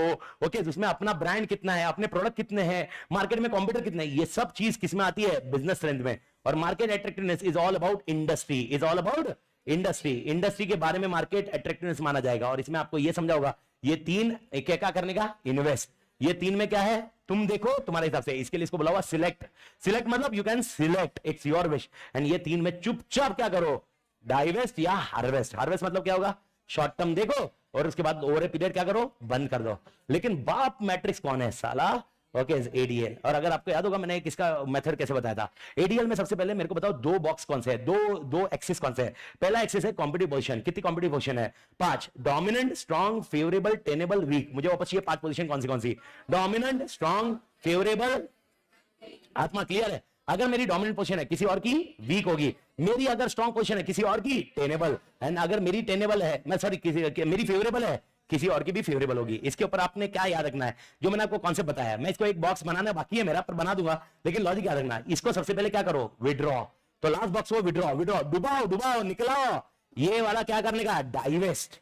क्या करने का, डाइवेस्ट। इसके बाद ये 3 को क्या लगाने का, टर्न अराउंड। क्या करने का, टर्न अराउंड। तो मेरे को बताओ लास्ट को क्या किया, विड्रॉ। लास्ट वाले को सर्कल का विड्रॉ। उसके बाद जो 2 बॉक्स आए वो डाइवेस्ट, उसके बाद और 3 बॉक्स आए वो टर्न अराउंड। इसमें सबसे पहले ये तीनों में ना कॉस्ट लीडर बन। क्या बन, क्योंकि ये 3 पोजीशन तेरी बेहतरीन है। 3 पोजीशन कौन सी है, बेहतरीन। इधर और इधर अपनी पोजीशन को डिफेंड कर। क्या कर, डिफेंड। इधर पोजीशन को डिफेंड करने का, भारत माता की जेपा क्या मालिक। ओके, लेकिन तू इधर ध्यान दे, इधर 2 में तूने क्या करना चाहिए, अच्छा ये 3 में क्या किया तूने, कॉस्ट लीडर। ये 2 में क्या करना चाहिए, डिफेंड। और इसमें क्या करने का, कॉस्ट लीडर बनने की कोशिश करने। कॉस्ट लीडर मतलब कम कर कॉस्ट। इधर तक क्लियर है। इसके बाद अगर देखिएगा तो इधर भी डिफरेंशिएशन ही करना पड़ेगा। क्या करना पड़ेगा, डिफरेंशिएशन। और इसके बाद क्या करेगा, फोकस। और टेक्निकली अगर मैं देखूं, ओके ये 3 जो ऑरेंज है, ये सब क्या है, ये है फोकस। तो यहां पर क्या क्या है, ये है विड्रॉ, ये है डाइवेस्ट, ये है टर्न अराउंड, ये है फोकस। और ये पॉइंट, ये दो भी फोकस आपके लिए आते हैं, ये दो भी फोकस वाली सिनेरियो है। इस तरह से ये डायग्राम आपका बैठ जाता है। रटने के लिए सबसे तोड़ तरीका यही है, बाकी अदर देन दैट इसको पढ़ोगे तो बहुत कॉम्पिटिटिव पोजीशन नहीं आएगी आपकी, लेकिन मैं इसको बता रहा हूं कि इसको आंसर कैसे सॉल्व करना। सबसे पहले आंसर याद रखना, स्टेज, मेरे को बताओ सबसे पहले stages in industry life cycle कितने हैं? 4। नाम क्या है? ओके, एम्ब्रॉयनिक, एम्ब्रॉयनिक मतलब introduction, okay, growth, mature and ageing. Everybody clear? तो अगर मैंने आपको सवाल पूछा कि एडीएल मैट्रिक्स में कौन से फैक्टर्स लिए जाते हैं, तो आपका आंसर क्या रहेगा? कितने फैक्टर्स लिए जाते हैं? 2। पहला है, नहीं, 2 फैक्टर्स। पहला है stages in industry maturity and position. कौन सी पोजीशन? Competitive position. तो अगर मैंने आपको बोला स्टॉप लाइट के, स्टॉप लाइट कौन है? स्टॉप लाइट, स्टॉप लाइट कौन है इधर? Stop light, stop light, stop light मतलब सिग्नल, स्टॉप लाइट मतलब सिग्नल, मतलब कौन? जी। सिग्नल के हिसाब से कौन चलता? जी। Okay, everybody clear? लेकिन स्टेजेस ऑफ लाइफ साइकिल के हिसाब से कौन चलता? एडीएल। बस आपको इसमें ये एमसीक्यू का थोड़ा सा ध्यान रखना पड़ेगा किस कंटेक्स्ट में आएगा। ओके, ये दोनों सबसे आसान है, ये दोनों सबसे आसान है, ये दोनों में कोई दिक्कत नहीं है। एमसीक्यू में इसमें याद रखना है, इसको कौन सा सिग्नल वाला कॉन्सेप्ट बोला हुआ है? कौन सा बोला हुआ है? सिग्नल। क्योंकि ग्रीन, येलो, रेड। आप बोलोगे सर इसमें भी तो ग्रीन है, पर ग्रीन, ऑरेंज, रेड है। ओके, तो ये वो सिग्नल के हिसाब से मत ट्रीट करना। आत्मा क्लियर है? मेरे ख्याल से एवरीबॉडी क्लियर? अरे हाय आना। ओके, इसका प्रोनाउंसिएशन कॉम्बिनेशन आप ध्यान रख लेना, और इसका एक टेक्निकल, मेरा एक कमिंग वीक में कभी मैं मन जिस दिन करेगा उस दिन मैं इसको और टेक्निकली जो रहेगा वो साउंड करके मैं वीडियो अपलोड कर दूंगा, जिसमें मैं आपको उस दिन अपडेट कर दूंगा। एक बार गो थ्रू कर लेना एनालिसिस के लिए, बाकी और कुछ नहीं। आत्मा क्लियर? इसके बाद आता है सबसे फेवरेट चैप्टर अपना वाला, okay, and that is called SM process. Okay, SM process के अंदर बात करते हैं, सबसे पहला लास्ट वाला पॉइंट आता है, that is called implementation. Bharat माता की जय। अरे हाँ या ना? ओके, बढ़िया से फटाफट आ जाइए मालिक। पहला पॉइंट है, सर मेरे को बताओ स्ट्रेटेजिक मैनेजमेंट प्रोसेस में कितने स्टेप्स होते हैं? 5। कौन से 5 स्टेप? मेरे को नहीं लगता ये पढ़ाने की जरूरत भी है। पहला क्या होना चाहिए? Vision, mission, goals, objective. Second point analysis. तीसरा फॉर्मुलेशन। चौथा implementation. Next point is evaluation and okay, मेरे को बताओ इसके अंदर के मसाले के लिए मैंने क्या बताया था आपको? चैप्टर 1 से मसाला उठाने का। Everybody clear? ये पॉइंट ध्यान रखना। सेकंड पॉइंट है प्लानिंग। याद है क्या प्लानिंग वाले? प्लानिंग में आपको 2 प्लानिंग बताई थी। कौन सी 2 प्लानिंग बताई थी? एक है स्ट्रेटेजिक प्लानिंग, एक है ऑपरेशनल प्लानिंग। ओके, होपफुली आपको ध्यान आ रहा है। ओके, जिससे भी कंटेंट जैसा भी आ रहा है, मेरे ख्याल से आपको बस ये समझ आए। ओके, आपको कंटेक्स्ट ये समझना है कि with respect to this particular content, okay, यहां पर मेरे को कट करना पड़ेगा, ठीक है, मैं स्टॉप करना भूल गया। Nevertheless, okay, with respect to this content जो भी है, आपको स्पीड है, आपको मैनेज करने के, इसको रिवाइज कर लेना बार बार, बात खत्म। ओके, तो सबसे पहला आता है स्ट्रेटेजिक प्लानिंग, दूसरा आता है ऑपरेशनल प्लानिंग। दोनों में फर्क क्या है? अगर आपको याद होगा, स्ट्रेटेजिक प्लानिंग वाला बंदा कौन है? टॉप मैनेजमेंट वाला। और ऑपरेशनल प्लानिंग वाला कौन बंदा है? Functional manager. तो टॉप मैनेजमेंट और फंक्शनल मैनेजमेंट, इधर मैं डिवीजन कर रहा हूं, तो मैं बोल रहा हूं फंक्शनल मैनेजमेंट प्लान कर रहा है, कौन सा प्लानिंग? ऑपरेशनल। और टॉप मैनेजमेंट कर रहा है, मतलब कौन? स्ट्रेटेजिक मतलब कौन? Corporate and business. तो सर वो क्या क्या प्लानिंग करता है? तो देख ले, सबसे पहले क्या वो ऑर्गेनाइजेशन को शेप करता है? यस। क्या उसका इंपैक्ट असेस करता है? कौन सा इंपैक्ट? एनालिसिस का, एनवायरमेंट का। नेक्स्ट पॉइंट, वो कौन सा व्यू लेता है? होलिस्टिक। होलिस्टिक मतलब कौन सा? कॉम्प्रिहेंसिव। नेक्स्ट पॉइंट, क्या वो ऑब्जेक्टिव ध्यान देखता है? यस। वो सक्सेस कौन सा फोकस करता है? शॉर्ट टर्म या long term? Long term. And most important कौन इन्वॉल्व होते हैं? Senior manager. और ऑपरेशनल प्लानिंग में आपको 5 पॉइंट है। सबसे पहला ऑपरेशन प्लानिंग में याद रखना, यहाँ पर रिसोर्स जो है, जो देखो रिसोर्स किधर एलोकेट करना है, कौन डिसाइड करेगा? ऊपर वाला। लेकिन यहाँ पर इसको डिप्लॉय किधर करना है, वो कौन डिसाइड करेगा? नीचे वाला। ओके, यानी ऑपरेशन प्लानिंग क्या दिखेगा? Deployment of resources. Second point, क्या बनाएगा? टैक्टिक्स। टैक्टिक्स बनाता है या स्ट्रेटजी बनाता? टैक्टिक्स। स्ट्रेटजीज नहीं बनाता। ओके, नेक्स्ट पॉइंट, सबसे इंपॉर्टेंट पॉइंट, प्रोजेक्शन करता है ऑपरेशन का। एंड मोस्ट इंपॉर्टेंट, ओके, क्या वो मॉडिफिकेशन कर सकता है फंक्शंस में? यस, क्योंकि ये कर रहा कौन है? Functional manager. ओके, मेरे को बताओ क्या प्लान बनाया, क्या उसमें अनसर्टेनिटी आ सकती है? ओके, अनसर्टेनिटी को डील करना चाहिए कि नहीं करना चाहिए? करना चाहिए। इसीलिए डीलिंग विद अनसर्टेनिटी के लिए क्या क्या स्टेप्स है, मैंने कितने स्टेप्स करने चाहिए डीलिंग विद अनसर्टेनिटी? सबसे पहले आई शुड बी फ्लेक्सिबल और नॉन फ्लेक्सिबल। फ्लेक्सिबल, ताकि चेंजेस आए तो अडॉप्ट कर सकूं। Second scenario, okay, most important, I should diversify. जितना ज्यादा डाइवर्सिफिकेशन होगा उतना जो रिस्क है या जितना जो भी मेरे लिए फेलियर होने के चांसेस है, अनसर्टेनिटी आने के चांसेस है, वो कम हो जाएंगे। तीसरा सिनेरियो, सबसे इंपॉर्टेंट पॉइंट, मॉनिटरिंग। अगर आपको याद होगा मॉनिटरिंग के अंदर क्या था? If you remember, scenario analysis and cluster, मैंने बताया था। सिनेरियो एनालिसिस मतलब अनसर्टेनिटी आई, इमीडिएटली डील करो। ओके, क्लस्टर, ओके, अनसर्टेनिटी आई, ग्रुप में डालो, बाद में डील करेंगे। एग्जांपल आरटीपी है, ओके, ये सिनेरियो एनालिसिस नहीं है, क्लस्टर है, बाद में डील करेंगे। लेकिन इंस्टीट्यूट ने बोला अभी अमेंडमेंट है, अभी के अभी डील करो, that is called which analysis? Scenario. आत्मा क्लियर? ओके, ये मॉनिटरिंग है। मॉनिटरिंग के अंदर आपको ध्यान रखना है, तो वो लिख सकते हो आप मॉनिटरिंग के अंदर। Next point, resilience. याद है क्या? रेजिलियंस और रिलायबल।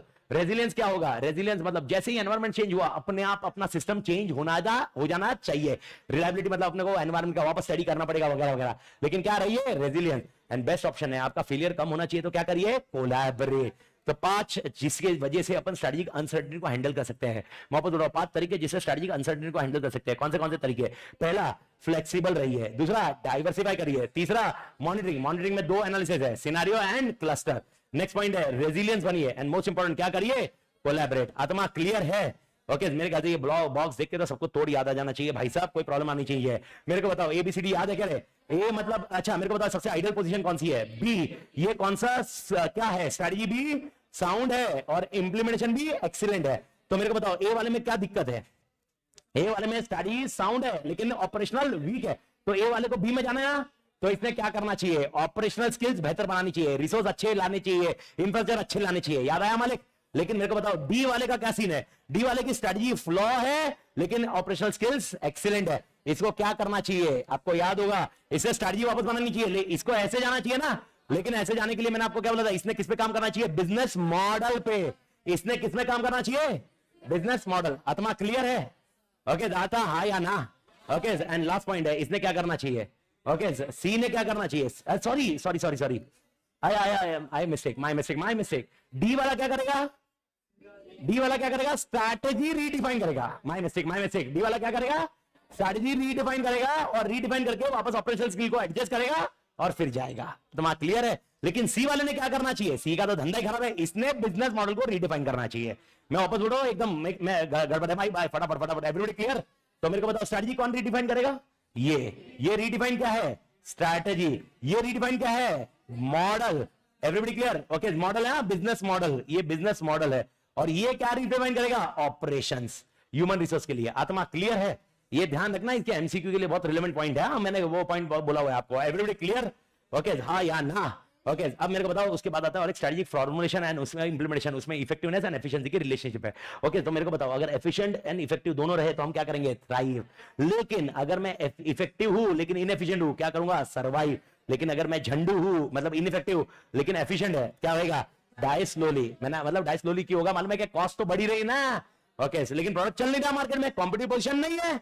एंड लास्ट कॉन्सेप्ट है यहाँ पर डाई क्विकली, यानी साला कॉस्ट भी ज्यादा है, मार्केट का कॉम्पिटिशन का भी ठुका हुआ है। आत्मा क्लियर? ये पॉइंट आप ध्यान रखिए इन चार में। स्ट्रेटजिक फॉर्मुलेशन, तो इसमें सर मैंने आपको पूछा relationship between strategy formulation and implementation, कौन सा आंसर लिखोगे? Relationship between strategy formulation and implementation, ABCD। Relationship between effectiveness and efficiency, 1 2 3 4। Everybody clear? इसके बाद और एक आंसर है मेरे ख्याल से तोड़ याद आना चाहिए, linkage. Okay what are the two linkages? Forward and backward. मेरे को बताओ पहले स्ट्रक्चर बनाओ, पहले मैं स्ट्रेटजी बनाऊंगा फिर स्ट्रक्चर में चेंज करूंगा। फॉरवर्ड। ओके स्ट्रक्चर के हिसाब से मैं स्ट्रेटजी बनाऊंगा। Backward. Everybody clear? Okay and सबसे इंपॉर्टेंट पॉइंट है स्ट्रेटेजिक लीडरशिप, ये मैंने पहले लिख दिया है। Okay based on organisation structure. अगले 2 पॉइंट है ऑर्गेनाइजेशन स्ट्रक्चर के। 8 ऑर्गेनाइजेशन स्ट्रक्चर आपको याद होंगे मालिक। 8 ऑर्गेनाइजेशन स्ट्रक्चर के लॉजिक याद है ना, सिंपल मैट्रिक्स याद है क्या? ओके वो आगे आएंगे, लेकिन सबसे पहले लीडरशिप को लिख दिया। सबसे पहला पॉइंट लीडरशिप रोल बताइए। ये किससे कंफ्यूज हो सकता है? किससे हो सकता है? Role of corporate level management. तो लीडरशिप रोल कितने हैं? 5। सबसे पहले स्टेइंग एट टॉप। सेकंड कौन सा लाना है? Espouse the cause.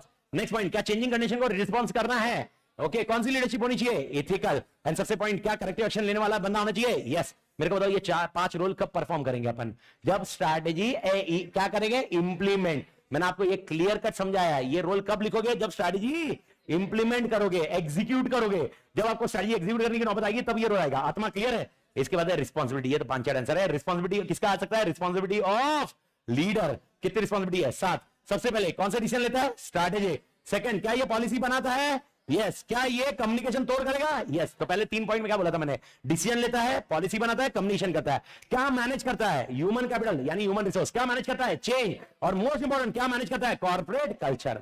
3 चीजें आपके लिए ध्यान रखनी जरूरी है। आत्मा क्लियर? एंड लास्ट पॉइंट है भाई वो हाई परफॉर्मेंस सस्टेन करेगा। क्या सस्टेन करेगा? High performance. तो how many responsibilities of strategic leader are there? 7। सबसे पहले वो क्या लेता है? डिसीजन। डिसीजन के साथ में क्या करता है? पॉलिसी। पॉलिसी के बाद क्या करता है? कम्युनिकेशन। किसको मैनेज करता है? ह्यूमन रिसोर्स को मैनेज करता है, चेंज को मैनेज करता है, कल्चर को मैनेज करता है। एंड परफॉर्मेंस कैसा बढ़ाता है?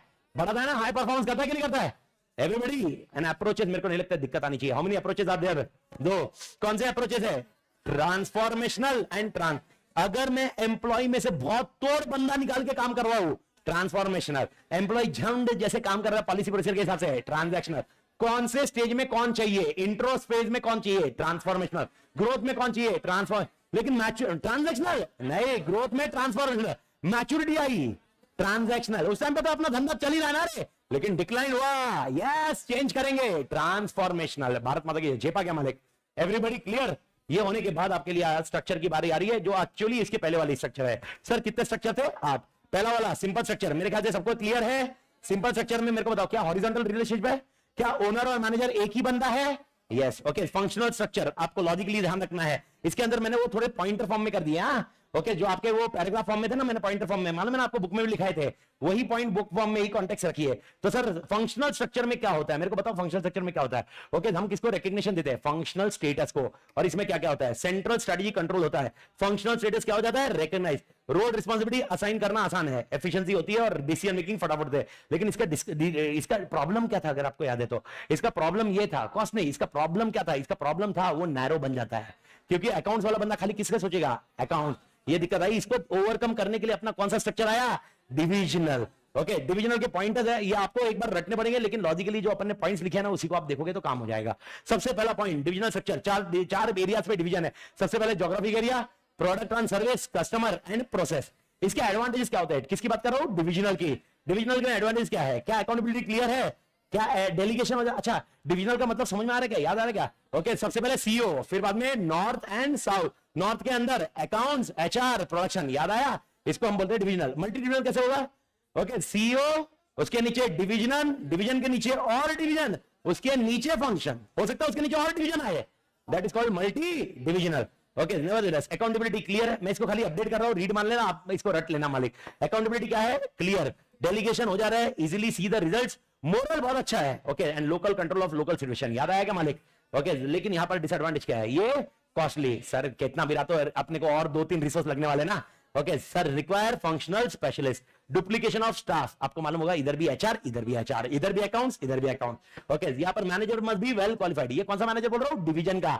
अब मेरे को बताओ, डिवीजन का मैनेजर है वो कौन सा मैनेजर होना चाहिए? स्पेशलिस्ट होना चाहिए या सब आना चाहिए? सब आना चाहिए। जनरल मैनेजर ना, अरे डिवीजन नॉर्थ डिवीजन वाला जो मैनेजर रहेगा वो क्या अकाउंट्स का अच्छा आना चाहिए? क्या सब अच्छा होना चाहिए? इसीलिए दिक्कत है। तो इधर है manager must be well qualified, and यहाँ पर एलोबरेट कंट्रोल चाहिए क्योंकि डिवीजन में डिवाइड हुआ। इसके अलावा और एक कौन सा स्ट्रक्चर है?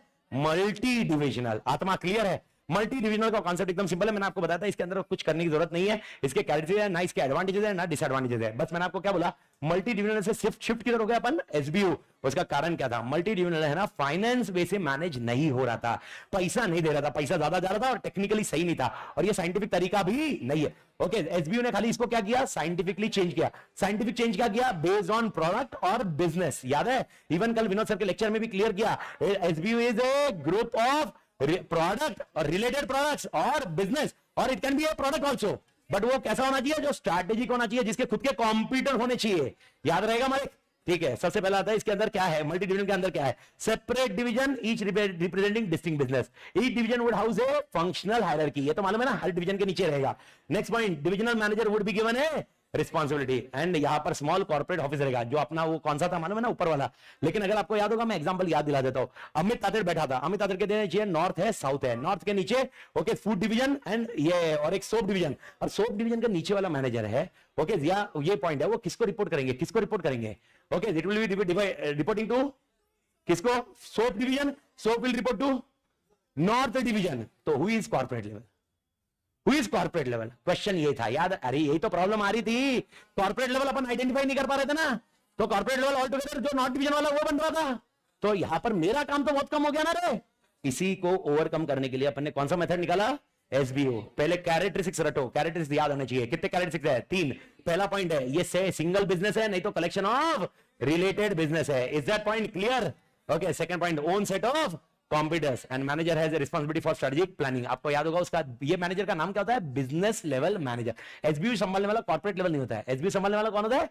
Business level manager. याद होगा कल इवन विनोद सर ने वो एग्जांपल दिया, इफ रिमेंबर, मैंने बोला था पापा के मैं 2 बेटे, जब तक मैं छोटा था तब तक संभाल रहे थे, लेकिन बड़ा हो गया तो पापा ने बोला अभी तू एसबीयू बन गया, अभी तू हमको संभाल, नहीं तो मेरे दूसरे बिजनेस को संभाल।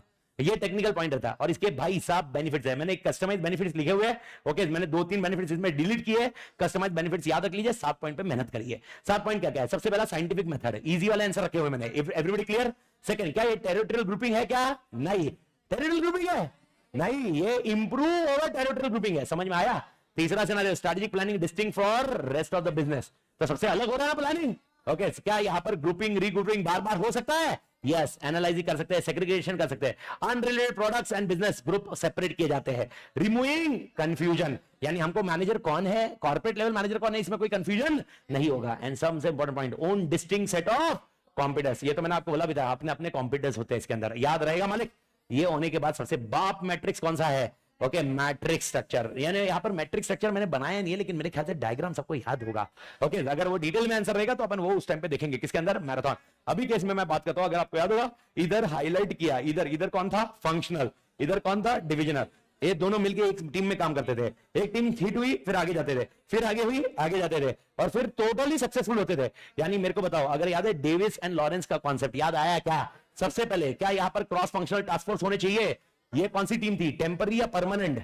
Semi permanent? नहीं, टेम्पररी। इसके बाद प्रोडक्ट एंड ब्रांड मैनेजर बना, ये कौन सी हुई? Semi permanent. और जब ये परमानेंट बन गया, that is called mature matrix. मेरे को बताओ, ब्रांड मैनेजर बनने के पहले वो बंदे को नाम क्या देते हैं? Project manager. याद है क्या? डिविजनल मैनेजर, जो डिविजनल मैनेजर D1, उसको नाम क्या दिया? Project manager. लेकिन वो जैसे ही सेकंड थर्ड में गया, उसको नाम क्या दे दिया? Brand manager.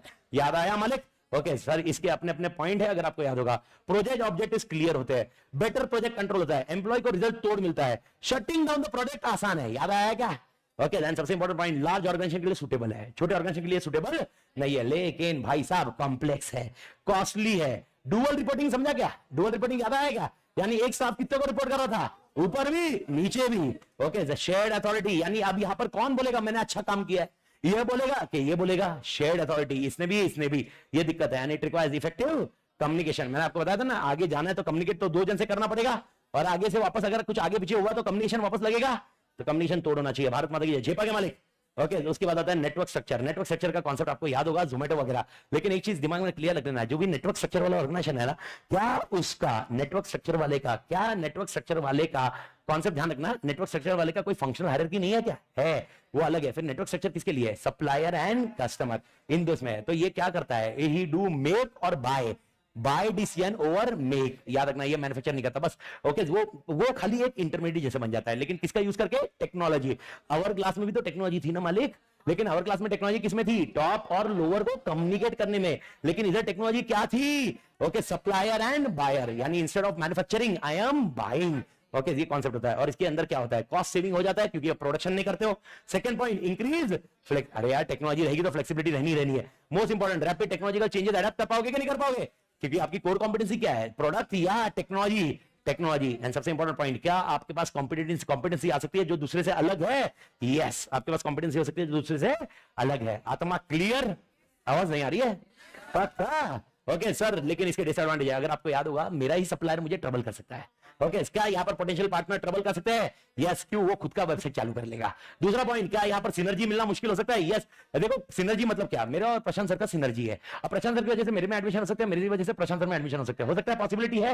ओके, ये सिनर्जी कब मिलता है? जब दोनों सिंक्रोनाइज काम करते हैं। अब मेरे को बताओ, मेरे लिए जो मैन्युफैक्चरर या सप्लायर जो आ रहे हैं, वो मेरे लिए काम कर रहे हैं, क्या उनकी वजह से सिनर्जी मिलना मुश्किल होगा? यस, क्योंकि मेरा प्रोडक्ट क्या है? प्रोडक्ट होना चाहिए सिनर्जी के लिए। मेरा प्रोडक्ट तो टेक्नोलॉजी है, मैं टेक्नोलॉजी थोड़ा ना बेच रहा हूं, टेक्नोलॉजी से कनेक्ट कर रहा हूं, तो सिनर्जी मिलना बहुत मुश्किल है। किसको सिनर्जी मिलना मुश्किल है? नेटवर्क ऑर्गेनाइजेशन को। और यहां पर सबसे important point, over specialise only in few function. मतलब हम लोग बहुत सारे फंक्शन में स्पेशलाइज है या खाली कुछ फंक्शन में स्पेशलाइज है? ओके, खाली सब में स्पेशलाइज है या खाली कुछ फंक्शन में स्पेशलाइज है? कुछ फंक्शन में स्पेशलाइज है। आत्मा clear? Everybody. And most important, employ में lack level of confidence. Reason simple है, मैंने आपको बताया था, इसमें और कुछ करने के लिए है नहीं। पर कौन से एम्प्लॉय बोला मैंने? फंक्शनल, उनके पीछे बैक एंड के नहीं, वो खाली कस्टमर और सप्लायर को। अगर आपको याद होगा, ओके, जोमेटो का जो डिलीवरी स्टाफ है, उसका काम ही पूरे टाइम क्या रहेगा? डिलीवरी। क्या उसका प्रमोशन वगैरह कोई लॉजिक है क्या? बात खत्म। टेक्निकली ये प्रॉब्लम आती है। और इसके अलावा तो बाप स्ट्रक्चर कौन है? Hourglass. मेरे को नहीं लगता इसको समझाने की जरूरत भी है। आवर ग्लास में किसको सुकड़ दिया? मिडल को सुकड़ दिया। आत्मा क्लियर है? ओके, याद रखना, wide eight top, narrow eight middle and widest at bottom. Wide और वाइडेस्ट, ये वर्ड याद रखना। Okay, wide eight top, widest at bottom and narrow and middle. इसका एडवांटेज क्या है? सर, कॉस्ट कम हुआ कि नहीं हुआ? रिस्पॉन्सिव बढ़ा कि नहीं बढ़ा? सर, कैसे बढ़ा? टेक्नोलॉजी की मदद से। लेकिन अपॉर्चुनिटीज फॉर प्रमोशन, अपॉर्चुनिटीज कम हो गई या बढ़ गई? कम हो गई। एंड मोनोटोनस हो गया। अरे अभी यार प्रमोशन ही नहीं होगा तो एक जैसे काम करूंगा जिंदगी भर? अरे हाँ या ना? बताओ रे, फटाफट आखिरी पेज है रे। अरे हाँ या ना? That bring to last page. सबसे पहला पॉइंट। ओके, सबसे पहला पॉइंट लास्ट पेज पे जाते हैं मालिक, to and the particular point. Okay, so मेरा पहला क्वेश्चन, मेरे को बताइए सबसे पहला, क्या स्ट्रेटजी इंप्लीमेंट करने में इश्यूज आते हैं? Answer is yes. और टेक्निकली देखोगे, प्रोजेक्ट इंप्लीमेंटेशन करने में इशू आएंगे। मैंने आपको बोला था, ये कीवर्ड है खाली, हेड पॉइंट है खाली। प्रोजेक्ट इंप्लीमेंटेशन में इशू आएंगे, प्रोसीजर में इशू आएंगे, रिसोर्स में आएंगे, स्ट्रक्चर में आएंगे, फंक्शन में आएंगे, बिहेवियर में आएंगे। और मैंने इसका सीक्वेंस बताया था, अगर आपको याद है तो। सबसे पहले क्या प्रॉब्लम आती है? प्रोजेक्ट। प्रोजेक्ट के साथ में क्या आता है? प्रोसीजर, प्रोसीजर में से क्या होता है? रिसोर्स, रिसोर्स में से क्या होता है? स्ट्रक्चर, और स्ट्रक्चर में से क्या होता है? फंक्शन, और फंक्शन में से अपना पॉइंट बिहेवियर। ये 6 पॉइंट है, लेकिन इसके पहले 3 पॉइंट अगर आपको याद होंगे तो सबसे पहला, क्या स्ट्रैटेजी अपने आप में कुछ है या उसमें एक्शंस कन्वर्ट करना पड़ेगा? एक्शन। सेकंड, क्या स्ट्रैटेजी के लिए जो प्रोजेक्ट होगा, प्रोग्राम होगा, क्या उसके लिए पैसा लगेगा? यस। एंड मोस्ट इंपॉर्टेंट, क्या इसमें बजट्स होंगे? यहाँ पर बजट्स में काम होना जरूरी है। भारत माता की जय मालिक, ये पॉइंट आप याद रखना। ओके, इसके बाद सबसे फेवरेट अपना वाला, मेरे को बताओ चेंज, कौन सा चेंज है ये? Strategic change. पहला क्वेश्चन मेरे को बताओ, steps to do the strategic change, steps to initiate strategic change कितने हैं? 3। सबसे पहले recognise the need for change, create a shared vision, institutionalise the change. Bharat माता की झेपा क्या? Next point, Kurt Lewin model of change, unfreeze, change, freeze. Okay, refreeze याद आया क्या? और सबसे इंपॉर्टेंट पॉइंट है इसमें, मेथड्स ऑफ चेंज कितने हैं? 3। कौन से हैं? Compliance, identification, इंटरनेशन। कंप्लायंस मतलब क्या? कल से कल तेरे को ये करना होगा। आइडेंटिफिकेशन मतलब क्या? ओके भाई, कोई रोल मॉडल पकड़, उसके हिसाब से देख। एंड इंटरनेशन मतलब क्या? थोड़ा टाइम ले और इंप्लीमेंट करते हैं। आत्मा क्लियर? लेकिन और एक चेंज है सर, कौन सा चेंज है? Digital change. सबसे पहला पॉइंट, क्या डिजिटल चेंज को मैनेज करना पड़ेगा? यस। तो डिजिटल चेंज को मैनेज करने के लिए हमको क्या करना होगा? 4 स्टेप। सबसे पहले क्या बनाना होगा? Goals and object. क्या करंट स्टेट देखना पड़ेगा और गैप ढूंढना पड़ेगा? तो करंट स्टेट और गैप ढूंढिए। ओके, उसके बाद क्या बनाइए? Road map. सेकंड में करंट स्टेट एंड गैप है, हाँ, करंट स्टेट एंड गैप। उसके बाद क्या ढूंढिए? Road map. And last point क्या है? Implement and manage the change. आत्मा क्लियर? ओके, ये होने के बाद सबसे इंपॉर्टेंट पॉइंट है, क्या ये जो डिजिटल ट्रांसफॉर्मेशन का चेंज मैनेजमेंट है, क्या ऑर्गेनाइजेशन को हेल्प करता है क्या? यस। किसके अंदर? सबसे पहले पैरामीटर्स बताने में। अगर याद होगा 5 P मैंने बोले थे। ओके, मैंने बोला था खाली वो आगे वाले वर्ड है। ओके, याद है? पैरामीटर्स समझ में आएंगे। ओके, प्रोसीजर समझ में आएंगे। प्लान, इन्वॉल्व क्या था? Staff and persons. याद आया मालिक? एंड लास्ट पॉइंट क्या है? Track progress. तो ये 5 P वाला कॉन्सेप्ट है, याद है ना? ये वापस हेड पॉइंट है, कोई भी हेड पॉइंट मसाला नहीं है। अच्छा, क्या ऑर्गेनाइजेशन में बेस्ट प्रैक्टिसेस होने चाहिए? कौन से ऑर्गेनाइजेशन के लिए एप्लीकेबल है? छोटे और मीडियम। कितने बेस्ट प्रैक्टिसेस है? 5। सबसे पहला, begin from top. Second, change क्या होना चाहिए? नेसेसरी। याद है? Invest in technology only when it is required. तीसरा पॉइंट, ओके भाई साहब मैं रेडी हूं, किसके लिए?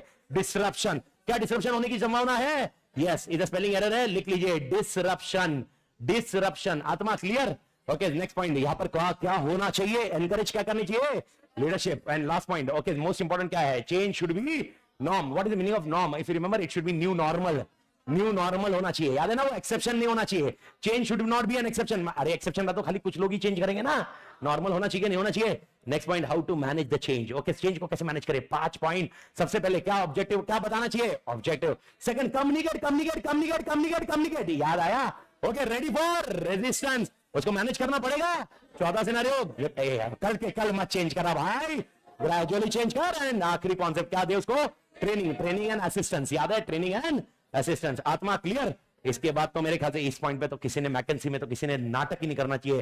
How many 7 S are there? Okay, 2 S है, hard S and soft S। Okay, अपन हमेशा ध्यान किस पे देते हैं? हार्ड पे। क्या भूल जाते हैं? सॉफ्ट। हार्ड S कौन से? Strategy, structure, system.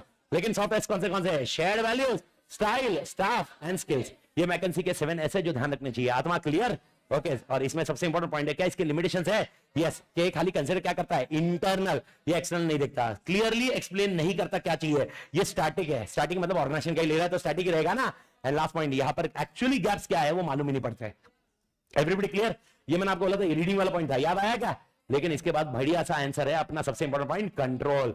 सबसे पहला, if remember process of control, how many process of control are there? अगर याद है 4। सबसे पहले क्या सेट करने का? ऑब्जेक्टिव्स। सेकंड क्या करने का? मॉनिटर एंड, अगर याद होगा इसके नाम वर्ड आ गया था मैकेनिज्म, मैकेनिज्म, मैकेनिज्म। याद है? मैकेनिज्म होना चाहिए मॉनिटरिंग एंड मेजर करने के लिए, याद आया? फिर मैकेनिज्म होना चाहिए एक्चुअल रिजल्ट्स और स्टैंडर्ड्स को कंपेयर करने के लिए, और जो भी डेविएशन है उसके लिए क्या लेना चाहिए? Correct action. तो सेकंड, थर्ड, फोर्थ के आगे क्या वर्ड से? Mechanism, mechanism, mechanism. कंट्रोल का ये क्या है आंसर? प्रोसेस। नहीं याद आया? याद आया? प्रोसेस। उसके बाद मेरे को नहीं लगता ये दोनों आंसर याद आने में दिक्कत भी आएगी। एक है ऑर्गेनाइजेशन कंट्रोल, एक है स्ट्रेटजी कंट्रोल। मेरे को बताया ऑर्गेनाइजेशन कंट्रोल कितने हैं? 3 नाम, ऑपरेशनल, मैनेजमेंट, स्ट्रेटजी। एक इन्वेंट्री का, एक टास्क का control operational, combine inventory system का कंट्रोल मैनेजमेंट, पूरे ऑर्गेनाइजेशन का control management, effectiveness efficiency management, एक एक्टिविटी ऑपरेशनल। और हमारी स्ट्रेटजी फेल हुई, वो फेल हुई कि नहीं हुई प्लान जैसे था वैसे हुआ कि नहीं हुआ, जैसा रिजल्ट सोचा था वैसा हुआ कि नहीं हुआ, स्ट्रैटेजिक कंट्रोल। तो स्ट्रैटेजिक कंट्रोल में हमेशा 2 पॉइंट याद रखना। 2 पॉइंट सर कौन से होते हैं, एक है मेरे प्लान के हिसाब से हुआ कि नहीं हुआ, और जो रिजल्ट्स मैंने सोचे थे वो हुए कि नहीं हुए। भारत माता की जेपा के मालिक। ओके, तो अब अगला सवाल पड़ा हुआ है sir, how many types of strategic control are there? Okay, there are how many strategic control? 4। मैंने जो एजम्पशन किए थे वो एजम्पशन अभी भी वैलिड है क्या? प्रीमाइस कंट्रोल, याद आया क्या?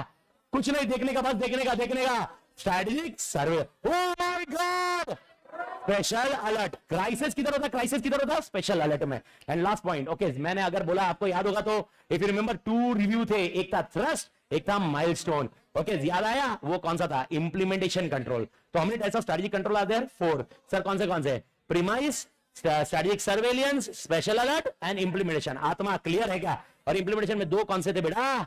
2 कौन से? थ्रस्ट वाला एंड माइलस्टोन। किसमें रीएडजस्ट करते हैं? थ्रस्ट में। किसमें पूरा रिवाइज करते हैं? माइलस्टोन में। आत्मा क्लियर? एंड लास्ट क्वेश्चन है स्ट्रैटेजिक परफॉर्मेंस मेजर। पहला पॉइंट, कितने प्रकार के स्ट्रैटेजिक परफॉर्मेंस मेजरमेंट है? 6। पहला पॉइंट फाइनेंशियल, दूसरा कस्टमर, तीसरा मार्केट, ये मार्कर नहीं है, मार्केट है, मार्केट। नेक्स्ट पॉइंट है एम्प्लॉय, इनोवेशन एंड एनवायरमेंटल। आत्मा क्लियर?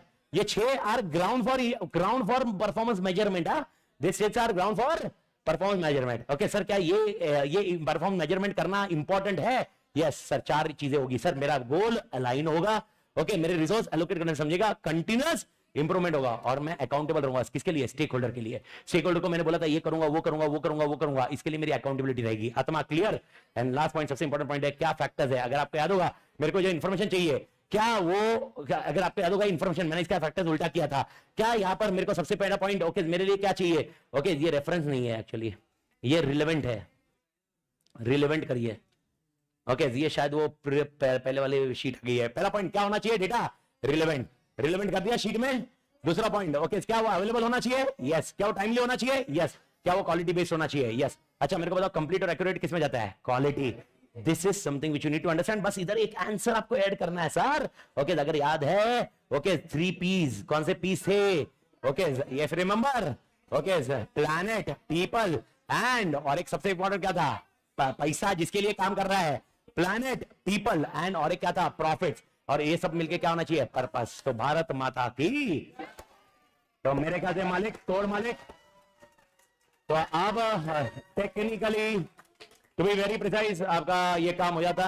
अब आपको एक ही चीज करनी है बस, मेरे ख्याल से सारा का सारा स्ट्रक्चर आपके दिमाग में है। अभी आपको क्या करना है, इसके जो ब्रेकअप है इसको आपको बाहर जब भी पढ़ना है तब आपको रिवाइज करना है, काम खत्म हो जाएगा। मेरे ख्याल से आपका 50 मार्क आप अगर देख सकते हो, 50 मार्क। और मैंने ट्राई किया है, मैंने खाली हेड पॉइंट रिपीट नहीं किए, मैंने ट्राई किया कि अगर आपने देखा होगा इस लेक्चर के अंदर मैंने ट्राई किया कि कॉन्सेप्ट भी इंट्रोड्यूस करूं जिधर जिधर है, जो थोड़े से बड़े कॉन्सेप्ट है उसको इग्नोर किया, बाकी ऑलमोस्ट ट्राई किया कि सारे कॉन्सेप्ट आपके स्पीड में कवर हो जाए। मालिक, एवरीबॉडी क्लियर?